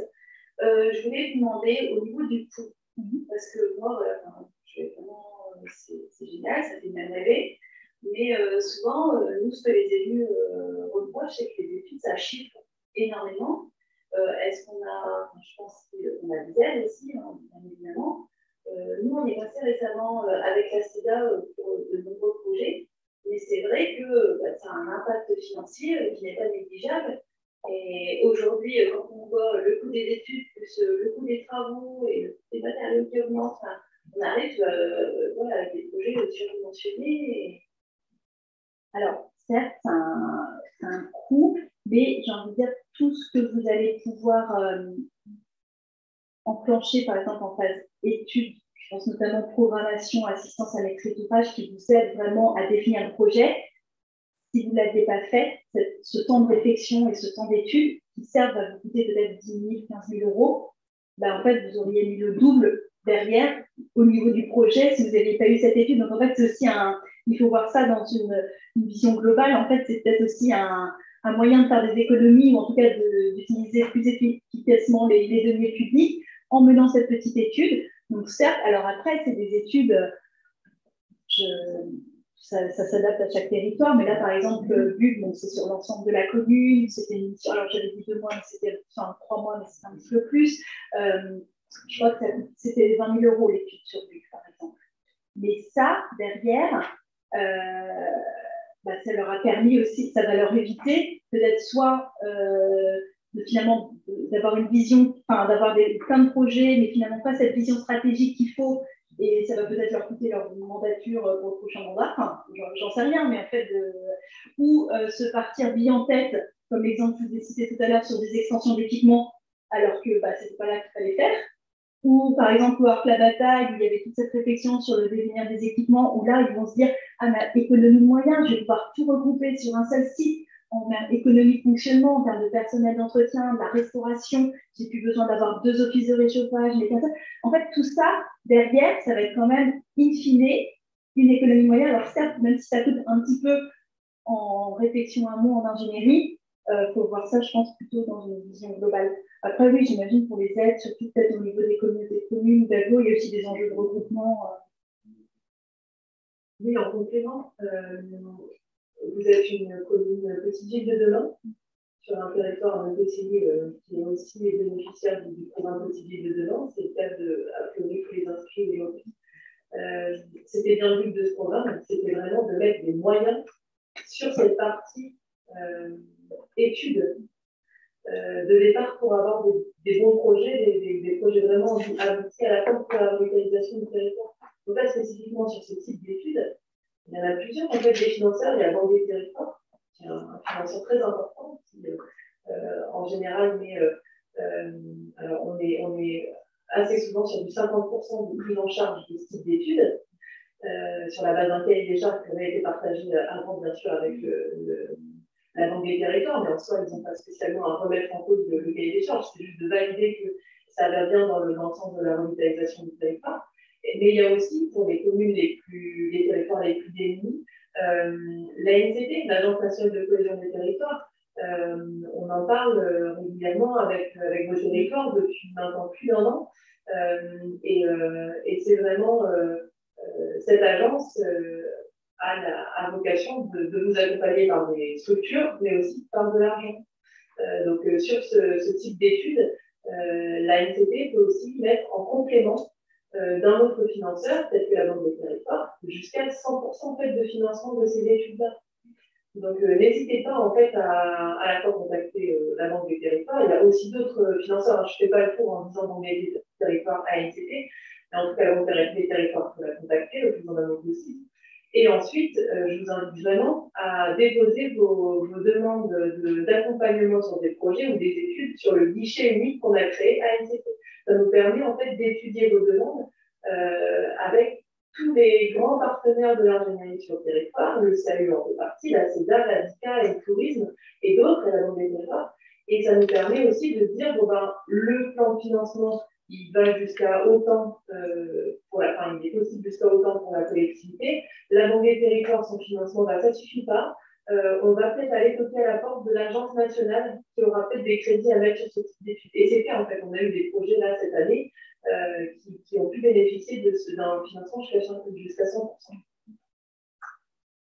Alors, nous, le problème, c'est que ces études-là ont été lancées en amont du programme Petite Ville de demain.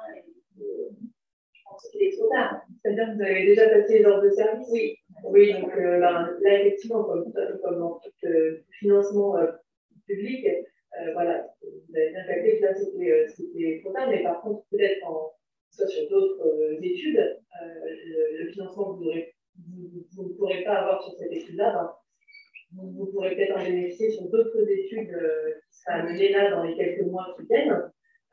Et donc là, dans ce cas-là, vraiment, il faut bien déposer avant de passer dans le service.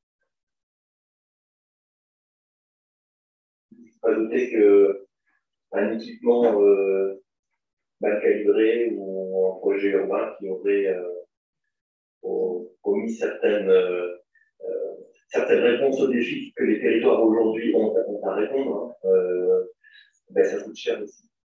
Donc toute cette démarche qui est faite en amont, effectivement, il y a une logique économique derrière. C'est pas de l'argent d'étude qui va rejoindre les autres dans un tiroir, mais c'est bien une étude qui derrière va permettre de faire aboutir des projets de territoire qui soient adaptés et qui répondent bien aux besoins et aux défis des territoires. On parlait tout à l'heure en introduction de la prochaine d'une session que propose la DDT par rapport notamment au climat. Je pense qu'aujourd'hui, on a à répondre à ces défis-là. Et c'est des choses qui ne sont pas encore ancrées dans nos habitudes d'aménagement, donc, et qui permettent aussi de faire des économies, notamment la gestion des eaux pluviales, notamment de manière de rafraîchir la vie naturellement, etc. C'est des choses on en discute en gros, par rapport à la temporalité de tout ça dans le cadre de Petite Ville de demain, on est soumis aussi à cette dimension de RT, qui, pour certains territoires, arrive très vite. Voilà. Et en effet, le temps mondial, le temps de. On peut vite arriver finalement à une signature de convention de RT, où finalement, on aurait des fiches actions pas vraiment complètes. Alors, j'ai bien compris que dans ces fiches actions, ça pouvait être une étude pour ceci, pourquoi pas du coup la démarche de programmation. Et du coup, ça veut dire qu'on est dans une ORT qui est un peu moins concrètes et opérationnelles, mais qui juste prend le temps justement de l'immersion. Donc après, à voir justement si c'est quelque chose qui peut être entendu et validé. Mais en effet, moi, je trouve que c'est aussi colonial de bien prendre son temps plutôt que de se lancer bien en tête, voilà, mais aussi se faire entendu par lui et c'est juste une réflexion et de. Parce que là, je pense que pour la plupart des équipes de demain de même, il y a des étudiants ouverts qui sont travailler.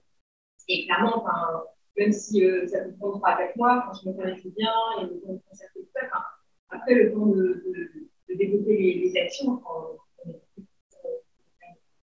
Oui, c'est très juste. J'ai pas de. Mais c'est vrai que la temporalité, là, c'est assez serré. Presque déjà avoir les études avant les programmes. C'est bien le problème, c'est le même sujet pour les subventions. Quand elles arrivent, on n'a pas beaucoup de temps pour se retourner. Voilà, c'est malheureusement. Et puis avec aussi la spécificité peut-être par rapport à ce qu'on de vie, c'est qu'on est sur des territoires ruraux où déjà il y a toute une gouvernance à mettre en place qui est peut-être pas à la base mise en place et une démarche de projet qui n'existe peut-être pas par rapport aux grandes villes. Et ça, le temps que ça se met en place, c'est pas du temps perdu, mais c'est vrai que voilà, on se retrouve finalement dans un timing qui ne colle pas forcément au calendrier.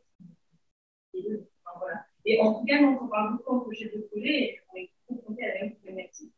Et pour le coup, les formations qu'il y a eu à l'échelle nationale, voilà, quand il y a des chefs de projet qui prennent la parole et qui remontent ce genre de problématique, voilà, enfin, on est entendu et il faudrait que ce soit vraiment partagé et pris en compte pour dire que si sortir des fiches actions, on ne va pas pouvoir le faire si on nous demande aussi, et c'est pas normal, d'avoir un projet bien fixé et réfléchi.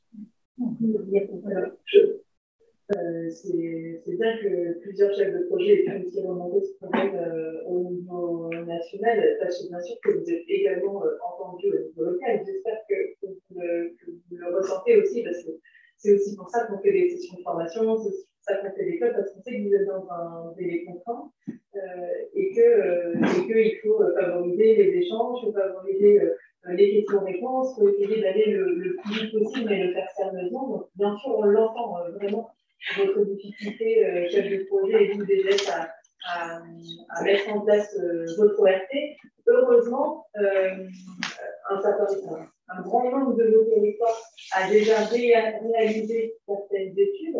Vous avez déjà des projets qui peuvent, pour certains, déjà être inscrits dans une fiche d'action. Votre ORT, ne serait-ce que sur la question de l'habitat, beaucoup de civils ont déjà fait l'objet d'une étude sur l'habitat et on sait précisément où sont les actions à mettre en place. Ne serait-ce que sur la question de l'habitat, vos ORT aujourd'hui, elles sont pas vides. Je ne dis pas qu'elles sont complètes parce qu'effectivement, il y a des données qui n'existent pas, des diagnostics que vous devez encore mener. Mais je pense qu'il faut vraiment qu'on puisse voir l'ORT, et c'est, je pense, l'esprit du niveau national, l'ORT comme quelque chose qui vit aussi dans le temps. Et qui peut être amendé, soit à la marge, et donc il n'y a pas nécessairement besoin de faire un avenant super long, etc. Ou alors quelque chose qui est vraiment structurant et auquel cas on prend le temps de l'avenant. Donc l'idée, c'est quand même de bien prendre ce temps du diagnostic. Donc on ne vous encourage pas du tout à bâcler pour faire de respecter les délais, hein, vraiment pas. De donner la possibilité d'inscrire des diagnostics ou des accompagnements comme ça à la programmation urbaine dans vos fiches actions.